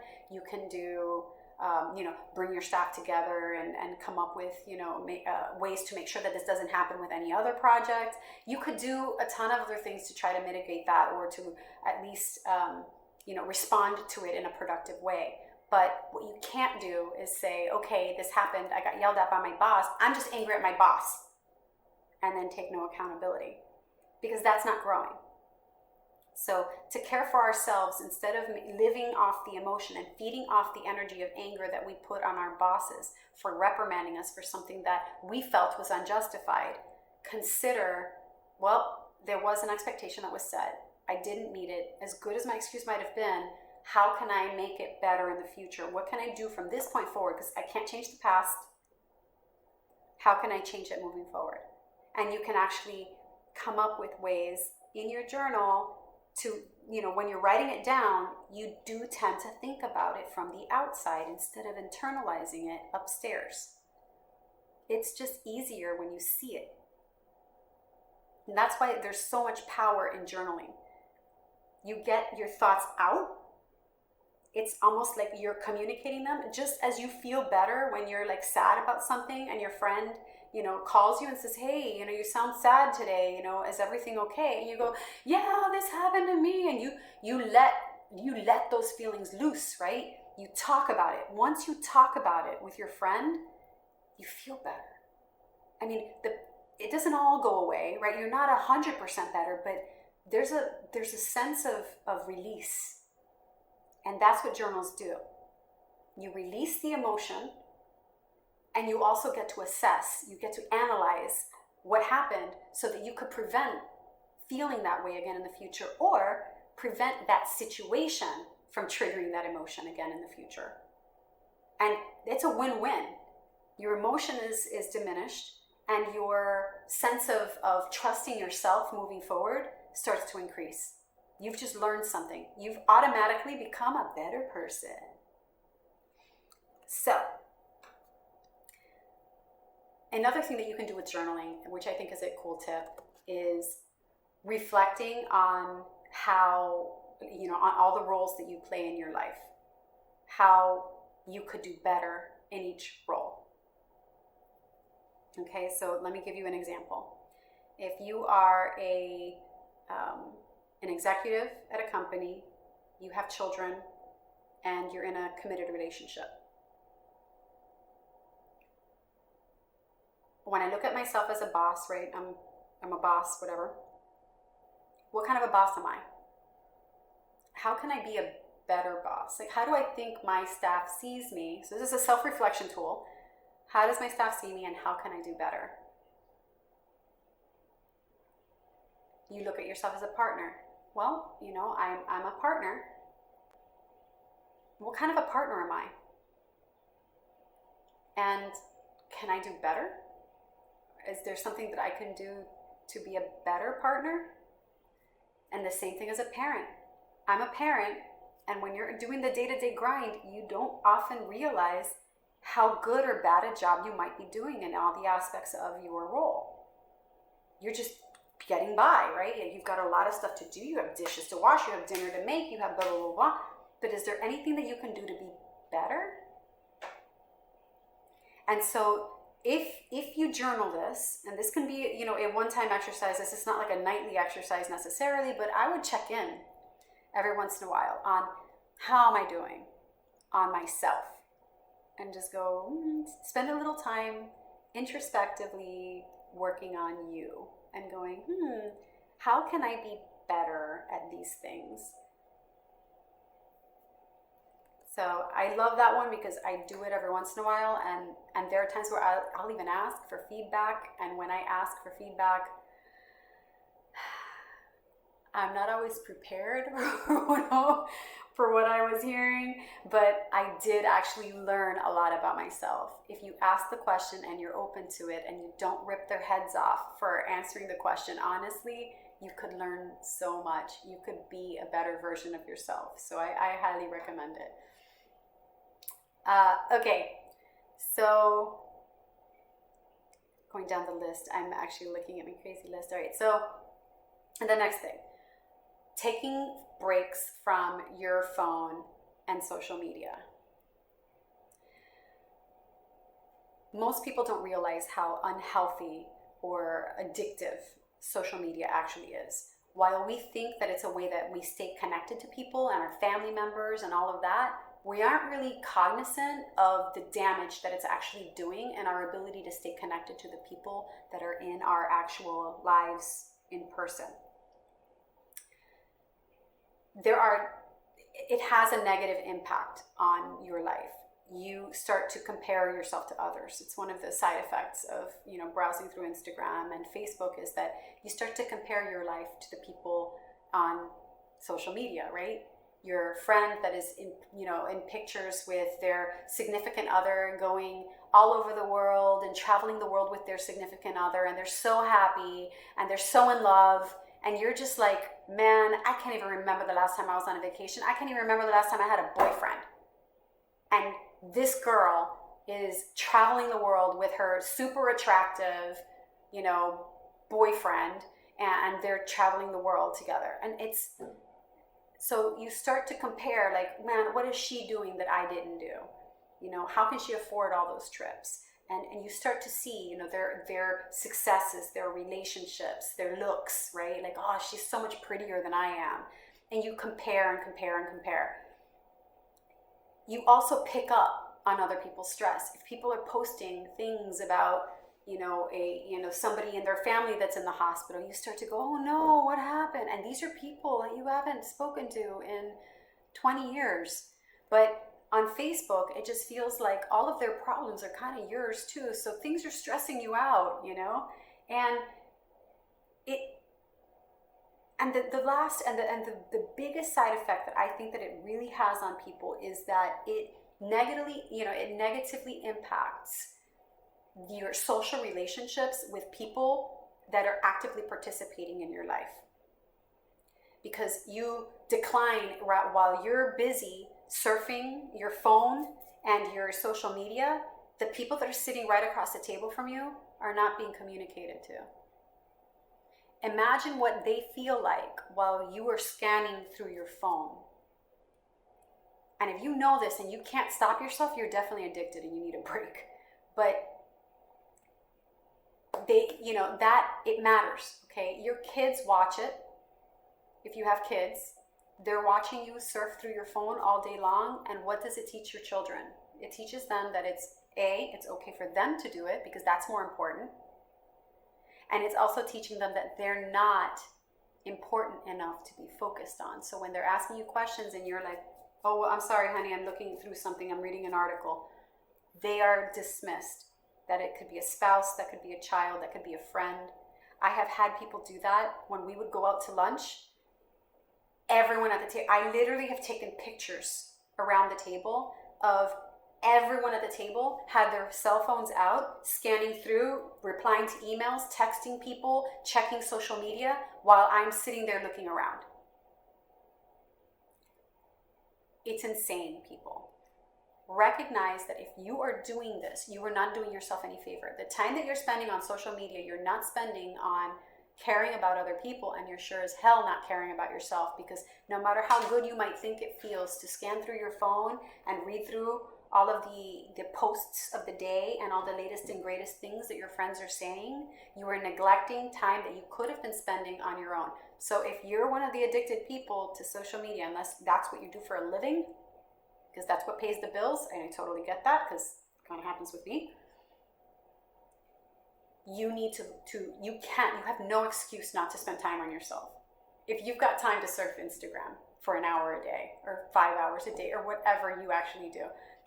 I know my cell phone reminds me, they're just like, your daily usage has increased by X%. And I'm just like, oh, mortified. So pay attention to what you are spending your time on. Chances are you're spending way too much time on social media. And what I'm suggesting is that rather than saying, oh, I'm going to limit it to 1 hour a day, which I think a lot of people can't do that. Okay, there's some people that just, whether you're doing it for a living or whether you have a certain kind of job where you have to keep checking your emails, I totally understand that because I had that job. If that's the case, at least make it a rule that at the dinner table, right, we're at breakfast, lunch, and dinner, when we're sitting for a meal, put the phone away. Nothing is so important, unless you're on call as a doctor and you have your pager. No conversation with your friends is so important that you can't finish eating first. So make it a rule that at the table, no electronic devices. Give yourself that 1 hour or whatever it is, reprieve. Okay, I'm thinking meal times in my house is the rule. No one is allowed on their devices at dinner time. I don't even want the phone or the iPad or the iPod or whatever it is that they have. I don't even want it sitting on my table. It goes somewhere else where we cannot see it. We are eating, and even if we're eating in silence, I don't care. We are focused on our meal and each other for the time that we are at the table. After that, so spend a little time observing what are your habits with it. Do you catch yourself constantly on your phone? I understand that it can be an escape, but what you want to do is, rather than escaping to your phone or your device, try escaping to a place that's healthy. Things like practicing mindfulness and meditation, doing something physical, moving your body, go for a walk, have a conversation with your friends. Pick up the phone and call your mom. If you still have your mom, call her. So those are the things that I just want you to focus on. Less social media, more people. Less social media, more people. More you and more other people. More things. You know what I mean. Okay. This next one. So excited. Oh boy. So grab a cup of coffee or tea or wine. I'm actually going to pause this for just a second. I'm going to go get a drink because this is one of my all-time favorites. The subject is setting clear boundaries with others. I am a huge proponent of setting boundaries, and I will have a completely dedicated podcast to this very subject in the near future. But I will summarize it here right now so that you understand what it is, why it's important, and how you can start to do it today. Okay, so boundaries, as defined by the great Brené Brown, are basically a list of what is okay and what is not okay. And everyone's list looks different. We all have varying degrees of what we're okay with and what we're not going to tolerate in the behavior of others. And what's even more than that is that what your list looks like today isn't necessarily the same list that you're going to have tomorrow or a year from now or 5 years from now. In fact, it sort of evolves.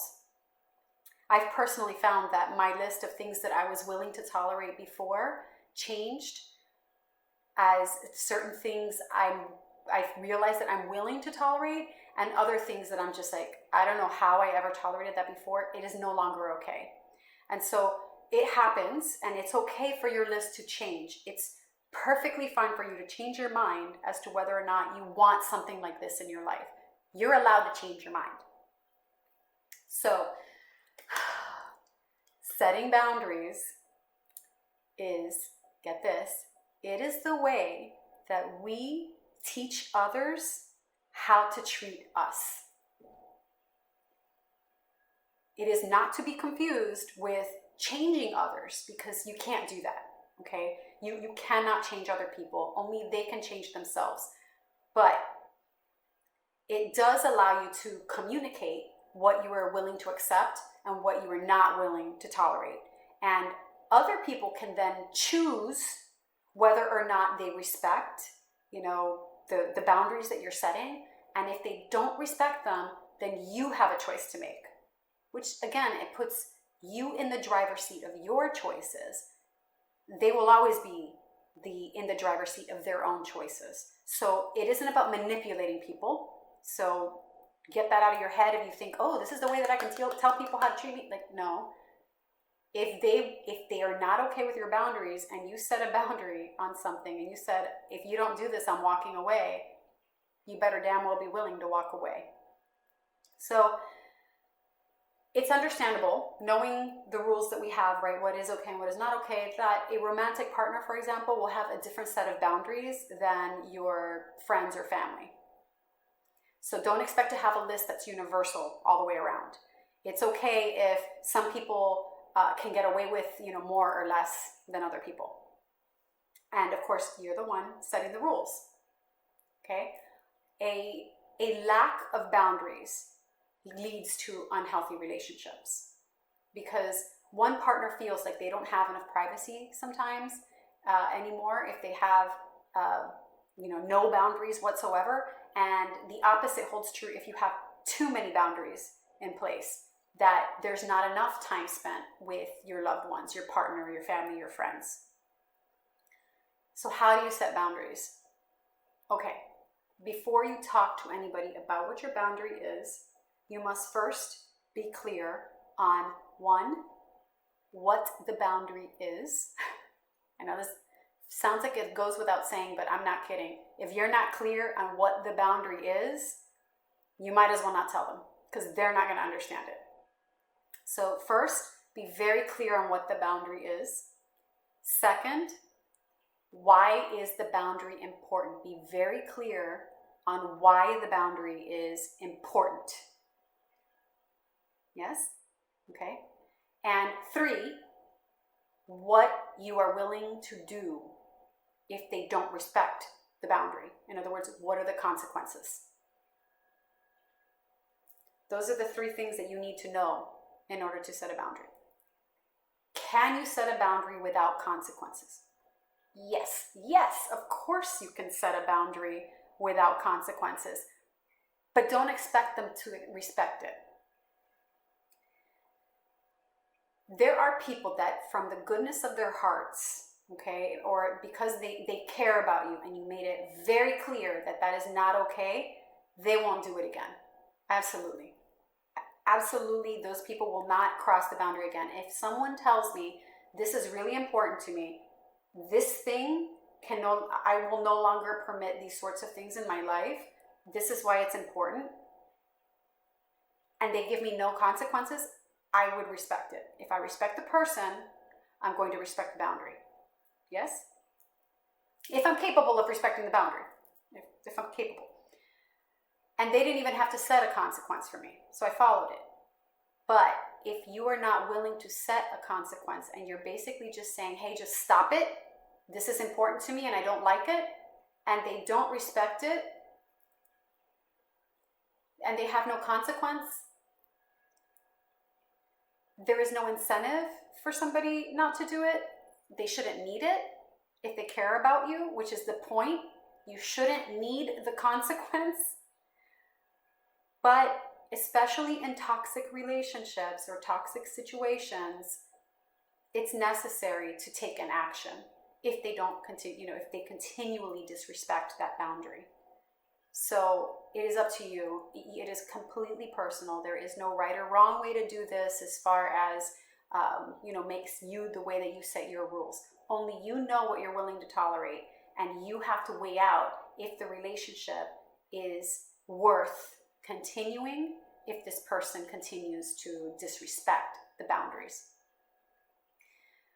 I also want you to keep in mind that if you are setting a boundary and you believe that it's important, make sure that it actually is, and that you're not setting a boundary for the sake of manipulation, which I think a lot of people feel like boundaries are a form of manipulation. You're the only one who knows that. Are you doing this because what they're doing is unhealthy to you? If you ask your inner child, hey, when they do this to us, are you okay? If your inner child says, no, I'm not okay, boundary time, boundary time. But if they're doing something and you're just kind of, I would prefer things to be a certain way, if that's just a preference, it's just a preference. I would not call that a boundary, but only you know what your boundaries are. So I just want to make sure that there's a distinction made between those two. So make sure that you know what the boundary is. Why is the boundary important? And make sure that you are very, very crystal clear on what you are willing to do and follow through on if they don't respect it. That is important. If you are not willing to follow through on the threat, don't make a threat. Otherwise, you will be a doormat. People will learn that you don't mean it. And it is the same as, she said that she'll leave, but she never will. And so they do tend to get away with murder, so to speak. Now, I have a preference on how I communicate boundaries to someone. I know that I need to be crystal clear on how I want to tell them, but I always deliver it in kindness. I find that establishing boundaries when I'm in the heat of the moment doesn't sink in quite as well as when I sit them down to explain why it's so important to me and that the boundary needs to be respected. I make it clear that this person matters to me, but my boundary is not negotiable. And so, for example, if my partner is flaking out on me when we set dates, I can say something like, hey, if you continue to break plans with me, I will see that as a sign that you do not respect me or this relationship, and I will no longer wish to be in this relationship. So I was very clear that when he's flaking out on me and he's calling me to cancel at the last minute, or he's not showing up, and leaves me stranded, that I see that as an indicator that I am not important and that this relationship isn't important to him. And if it happens again, I am willing to end the relationship. So that sends him a message that something like that is really important to me, and these are the consequences. I will not be tolerating somebody disrespecting me like that. Boom. So, can you set that same boundary without consequence? Yes, I can. Okay, if I was not willing to end the relationship because I really, really like this guy, or we've been together a really long time, and this is actually just a sort of thing that he does every once in a while, and it's a little inconsiderate, but generally I'm definitely not going to be ending the relationship. I could set a different kind of boundary. I can say, hey, when you do that, it makes me feel XYZ. Can you explain to me? And I can try to have that negotiation with him to say, all right, you're doing these things. It makes me feel like you're not respecting me or the relationship. I see that as an indicator that we don't matter here, right? We don't matter and I don't matter. I need that to stop. I don't have to end it with, I will end the relationship if it continues, because it gives me a chance to think about it. But I have made it clear that I'm setting a boundary. What he chooses to do from there, whether or not I gave him a consequence, is absolutely 100% up to him. I was clear on two really big things. What is the boundary and why it's important? Someone who cares about you, if they know that this is something that's really important to you, they tend to respond in a positive way, right? They will make a very concerted effort never to do that again, never to do that to you, because they see that it's important. If they cross the boundary again, it is 100% up to you to figure out what to do with it. So if at that point in time you want to end the relationship, you can do that. If you decide at that point in time to say, you know what, if you did it one more time, I am not going to be making dinner anymore. I am not going to be doing XYZ. Those are different boundaries. Those are different consequences. You can do whatever flavor works for you. So, it's up to you. These are your lists, your things, your control of what you're okay with and what you're not okay with. The only thing that I would suggest is figure out what you are actually willing to do and follow through with it with things that are toxic. I think that if the behavior is toxic and it's something that is detrimental to your well-being, like, it's lowering your self-esteem, it's lowering your self-worth, you're being deprioritized, you are, it's impacting your health, mental health, emotional health, whatever. You may want to do something about it. It's really important for you to be your own advocate. You have to be willing to stand up for yourself. So those are my 2 cents. Again, there's a lot on this subject on setting boundaries and what does and doesn't work. I totally understand. And this actually came up in one of the forums that I'm a part of on Facebook. There was a post about somebody that they were frustrated about their family member, that their family member was crossing boundaries and they don't know how to fix that. And I respond with my cookie cutter setting boundaries response. And I got a response from somebody that stopped me for a minute. I happen to live in the United States, and I come from a big Hispanic family. And we have, in Hispanic families, we're very, very close-knit. We're extremely influential in, in each other's lives. And sometimes our families can be pretty overbearing. And I definitely know that my family dynamic, my cultural dynamic, was a little special compared to some of my other friends. Where in my, the way that I was, family is forever, you don't walk away from family. And I understand that a lot of people feel the same way about their families and stuff, but there's also a limit for me and even within my family that if they cross a line, I am not going to let them control my life because I've had the ability to be independent of my family. Not everyone has that opportunity. Not every culture allows for that kind of flexibility or independence.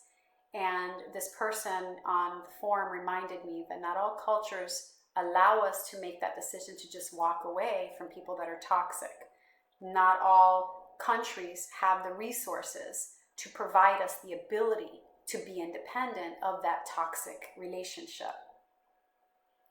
And while I've always obviously been aware that that sort of thing happens, my response didn't take that into consideration. And so I want to be clear when I talk about setting boundaries that of course you should be speaking up for yourself, and of course you have to be your own advocate, and you should not be a doormat in anyone's life. Setting boundaries is the pathway to happiness. Once you start to establish those rules around your life of what you're willing to tolerate and what you're not willing to tolerate, life becomes so much more joyful because you're not dealing with a lot of the BS.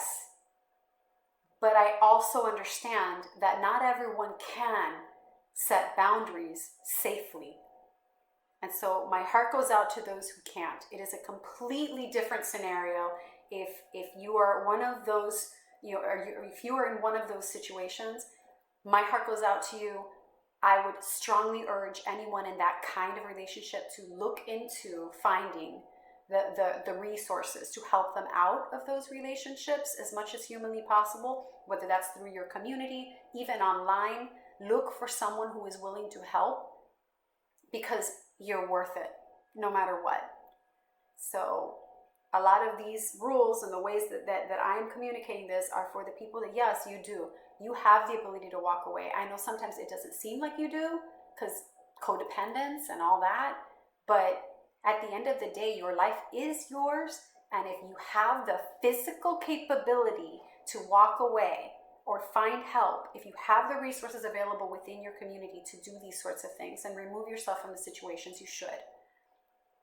This is probably more applicable to the removing of toxic relationships than it is to setting boundaries.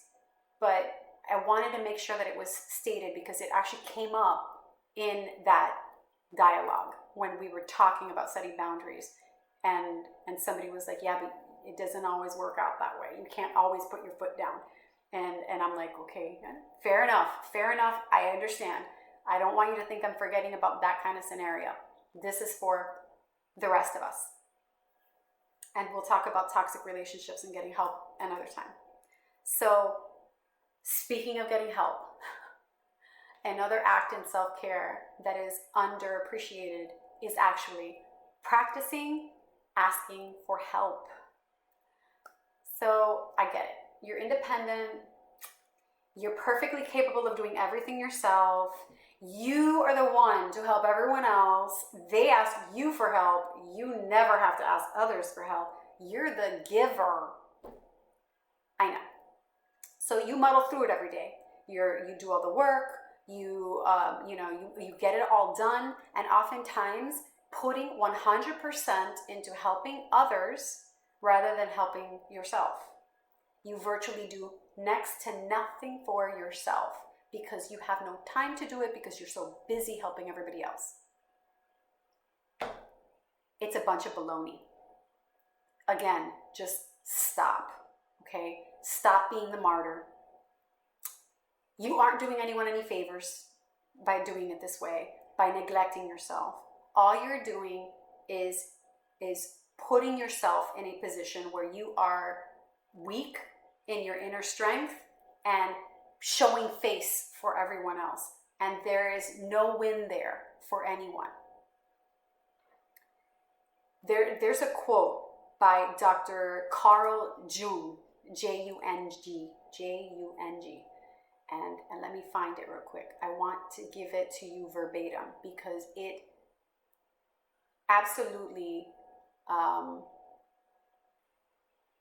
so here it is. Okay. So Dr. Carl Jung, he's the founder of analytical psychology. And he says it beautifully. He said, the greatest burden a child must bear is the unlived life of its parents. Mind blown. I'm going to say it one more time.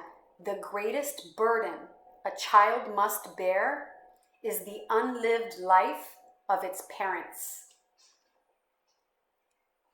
Okay, so think about that. Every time that you feel like you're supposed to be putting everything into you raising your babies and making sure that everything's taking care of mom and taking care of your partner and taking care of everybody else, and you have no time to be sick, you have no time to do any exercise. What's exercise? And you fit in the meal whenever you fit in the meal because you are so busy working and doing stuff all the time, and you're putting no effort into feeding yourself. Remember the nurse story in the very beginning. Remember the story about being responsible for your own inner self. It is your number one responsibility. God gave it to you. Gave you this body, this mind, this everything. And you are just taking it for granted. You are using it on everyone else, and you are not putting the oxygen mask on yourself first. Frankly, it's sinful. So, how do you ask for help? Especially if you've never done it before. Asking for help feels like ripping an arm off. And I know this because it was me too. I did not. I am the family member that everyone goes to when they need something. I'm that family member. I am the matriarch. I am one of 8 children. Okay? I have 5 brothers and I have 2 sisters. I have 2 parents that are still together and thankfully alive. And in my family, I am the communicator, the planner, the problem solver, the one that everybody goes, hey, I don't know what's going on, just call Isis. She'll figure it out. I'm that person, okay? If someone needed a place to stay, where did they stay?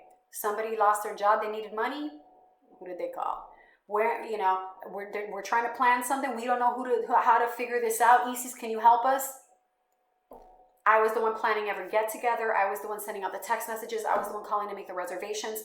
I was that person, okay? So when I came across my own problems, it was really, really hard for me to get to the point to where I could pick up the phone and say, listen, I need help. Now, it helps when you're a super helper, like I am, right? Like how you guys might be. It helps when you're a super helper that people want to help you because they know you would do the same for them. So they're more open to the concept. So if you aren't that person that cares for other people like crazy, you might want to start opening yourself up to offering help and saying yes when people ask you for assistance. Because when it comes to your time, they'll be more likely to help you in the future. So it's it is a mutually beneficial relationship that way, okay? So the first thing you want to do is make clear that you've already tried to help yourself. It should be the very first thing. Like, can I help myself to do it? And I don't mean, can I help myself, can I keep tacking it on and falling apart at the seams, which is what happens when we take on too much. What I'm saying is, I've been doing this. It's not serving me by doing this anymore. I need someone to help me. You need to tell them, I've tried doing it on my own, but I have too much on my plate. I need assistance. Okay? That's the first thing you want to do. Make it clear that you've already tried to help yourself. If you're asking for money, don't say, you're my first stop. No.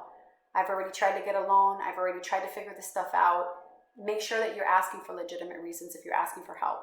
Make clear that you've already tried to do it by yourself. Second, consider the timing of the request, okay? Do not ask your partner in the middle of Super Bowl Sunday to drive you to XYZ because this happened.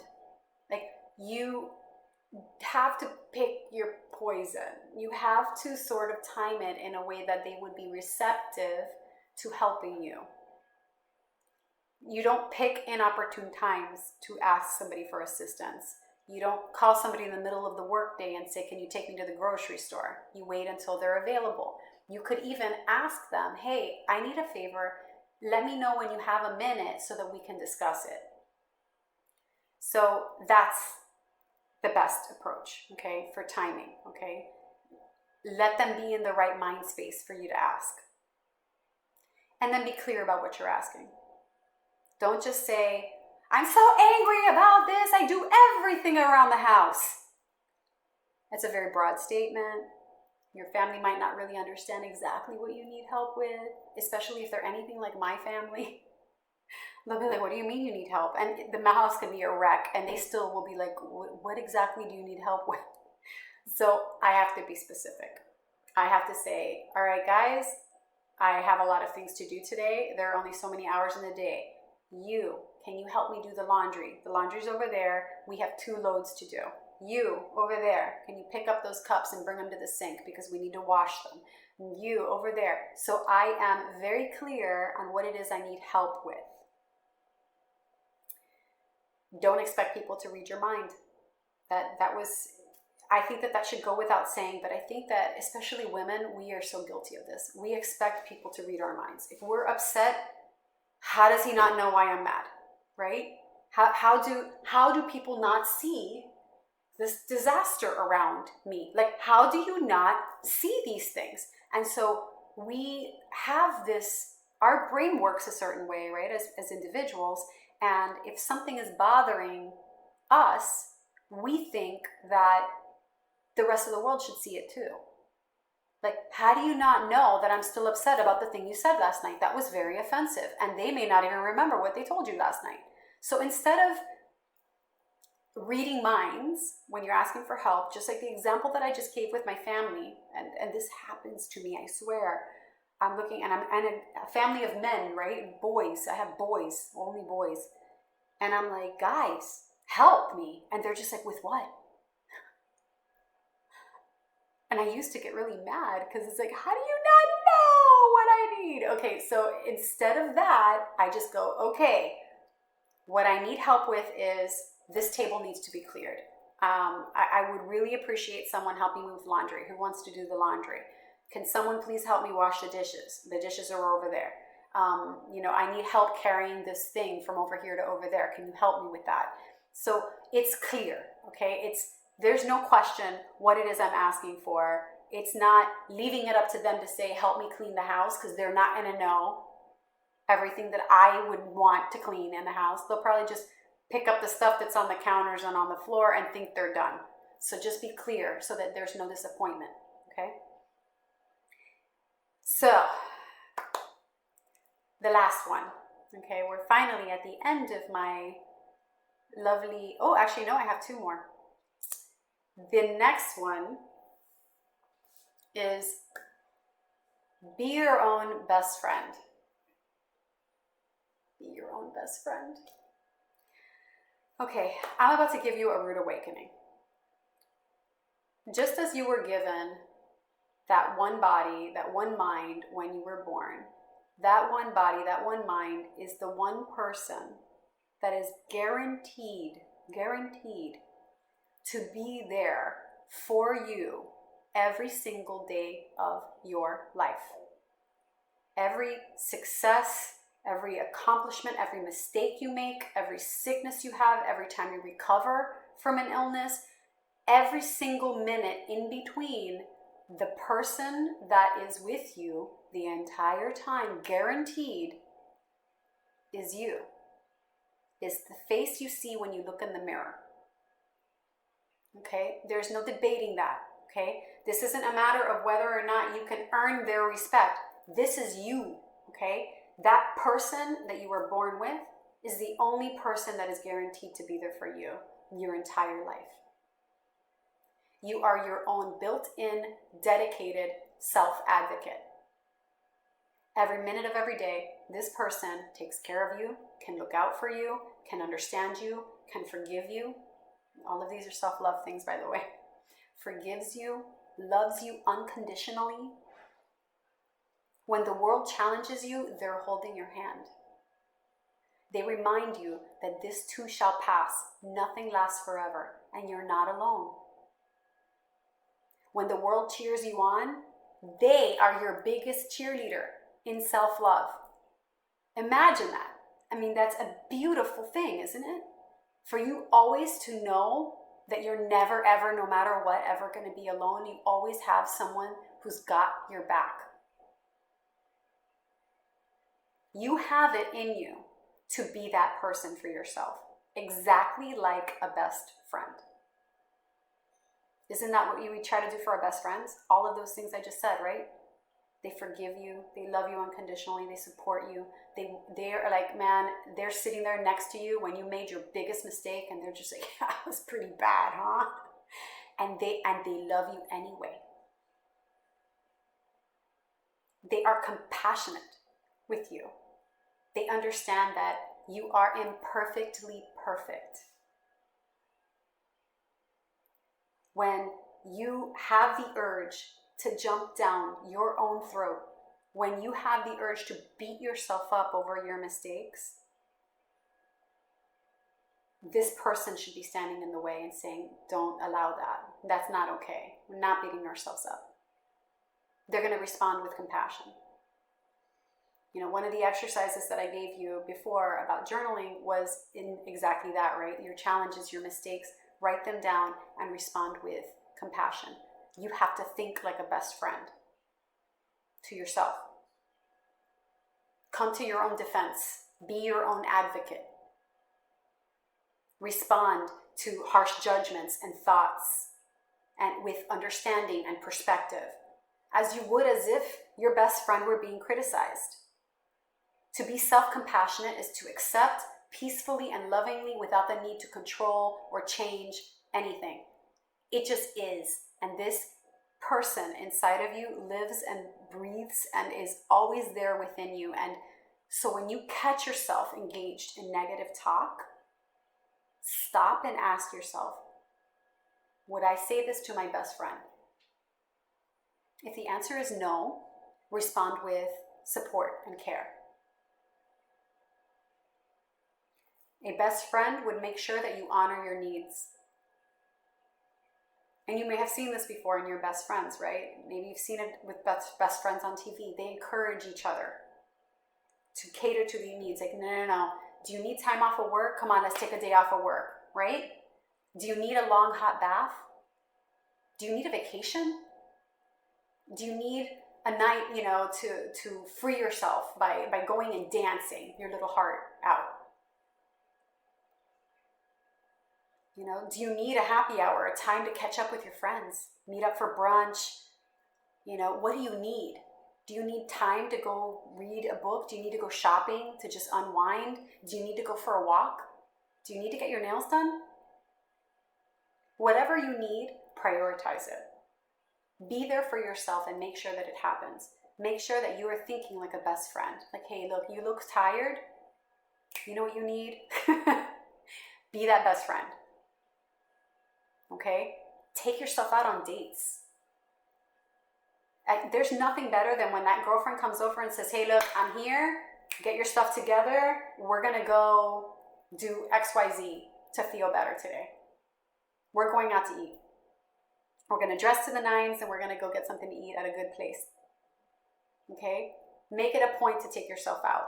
It can be for coffee. It can be for a movie. It could be for dinner. I know that if you've never done this before and you've never gone out by yourself, it is so liberating. I did it for the first time after my separation. For the very first time, I was like, I'm going to go to the movies by myself and I'm going to have dinner by myself. So I took myself out on a date. I went and I saw a movie. It was a sappy movie. I cried like a maniac, but I was by myself, so who cares? I brought Kleenex. I knew I was gonna cry. So I was like, I had all the snacks I wanted. I didn't have to worry about anybody else's schedule. I didn't have to worry about whether or not he's dealing with a chick flick. I was by myself. After I was done and I cried until, my makeup fell off, I drove myself to a restaurant and I had a glass of wine and had dinner by myself, and it was beautiful. It felt so nice. I kind of spoiled myself. I felt pampered. It's a weird thing that I never did it before. I'm like, how did I never do this before? It's so fun. So yeah, you can use that time on your own to just think, just and appreciate. So don't stay stuck just because you don't have, other people entertaining you at all hours of the day or every single day. It doesn't mean that you can't find joy within yourself. So learn to be your own best friend. Treat it like it's two of you in there. Protect each other kind of thing, right? Protect yourself. Every time that you make a mistake, go, don't do that. Be the one that kind of brings you back to normal, brings you back to gives you that talk. You deserve it. Everyone deserves an inner best friend. And then we have getting creative. Whew. So yeah, I know this isn't for everyone because not everybody feels like they're a creative person. But I'm telling you, this worked for me. I am by no means good at painting. But if you went to the craft store, your local craft store, and you bought yourself some paints and paintbrushes and a canvas, okay? And you're in a mood, use colors of your mood and call it abstract. Just put color to the canvas. Cover the canvas, splash it, do whatever you need. I mean, have it just be something that represents your mood. It can look like something, or it doesn't have to look like something. I actually did this when I was divorced a couple years back. I left the courthouse and went home, and I was like, okay, I could go home and just cry, which I gave myself permission to do that.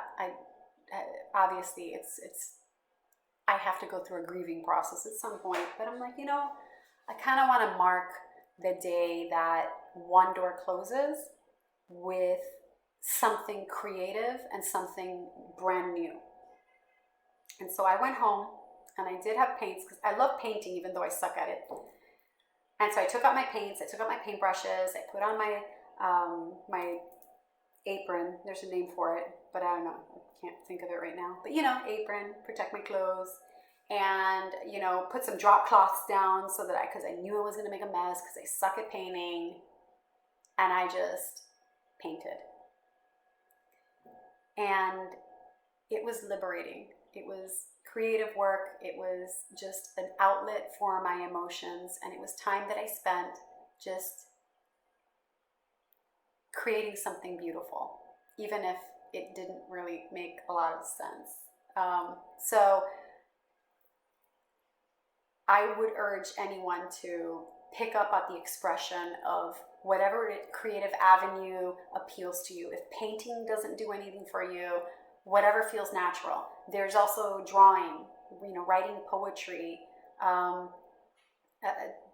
don't know, performing music, whatever it is that strikes your fancy, pottery. So do whatever strikes your fancy. These forms of expression are serious chicken soup for the soul, and they produce healing energy. So when you're kind of feeling a little blue, try getting that creative outlet going. You will find that it's a therapeutic thing to do. And lastly, in my last category, so we've already talked about, the physical self-care. We've talked about the emotional and spiritual self-care, mental self-care, right? Things like meditation and whatnot. And we also have social self-care. And this is the one where we don't neglect the relationships that mean something to us. So if you have a network of people that are your tribe, these are supportive, wonderful people that give you positive energy, make time for them. Make sure that you stay connected. Do not lose sight of the fact that they matter, because they do. It doesn't have to be every night, but schedule a little time once a week to catch up. You know, you can do a game night with your friends. Just invite them over and say, hey, you know, ordering a pizza, let's just play games all night. It is amazing bonding time. It's healthy for you emotionally and socially. You can go out on dates. Yeah, that's a form of self-care. Going out on dates to nurture your romantic relationship side. Make time to call your mom. I know that I mentioned it before. Call her, call dad, call mom, call your brothers or sisters. Check in with them. See how they're doing. How is life going? You know, write a card or a letter to one of your loved ones and send them out. And the very last one is getting rid of toxic relationships. So as part of social self-care, it's important to separate yourself from people that add toxicity into your life as much as humanly possible. And while some situations are inevitable, as I was saying earlier, if there's a chance that you can get out of it, you should be trying to do that. And there will be, again, another complete episode with that. So there have been so many things that I mentioned here. I know I didn't mention the massage. I didn't mention spa days. I didn't mention, archery and all that kind of stuff. So you can be creative as much as you want to be on the things that would bring you joy, what brings you relaxation, taking a walk in nature, doing all of those things are self-care. If it is something that brings you joy, that gives you peace in some capacity, you should be considering doing that. It doesn't have to be all the time, but don't stop doing it. You need to feed yourself in those areas of your life. So I hope that the ideas that I've shared will help you well on your way to ensuring that you prioritize yourself in life, that you take care of that inner self. It's so important. Consider what you want and don't let anything stand in the way of you being your most authentic self. Be whole, okay? You're worth it. Thank you for joining me, and I look forward to seeing you again soon.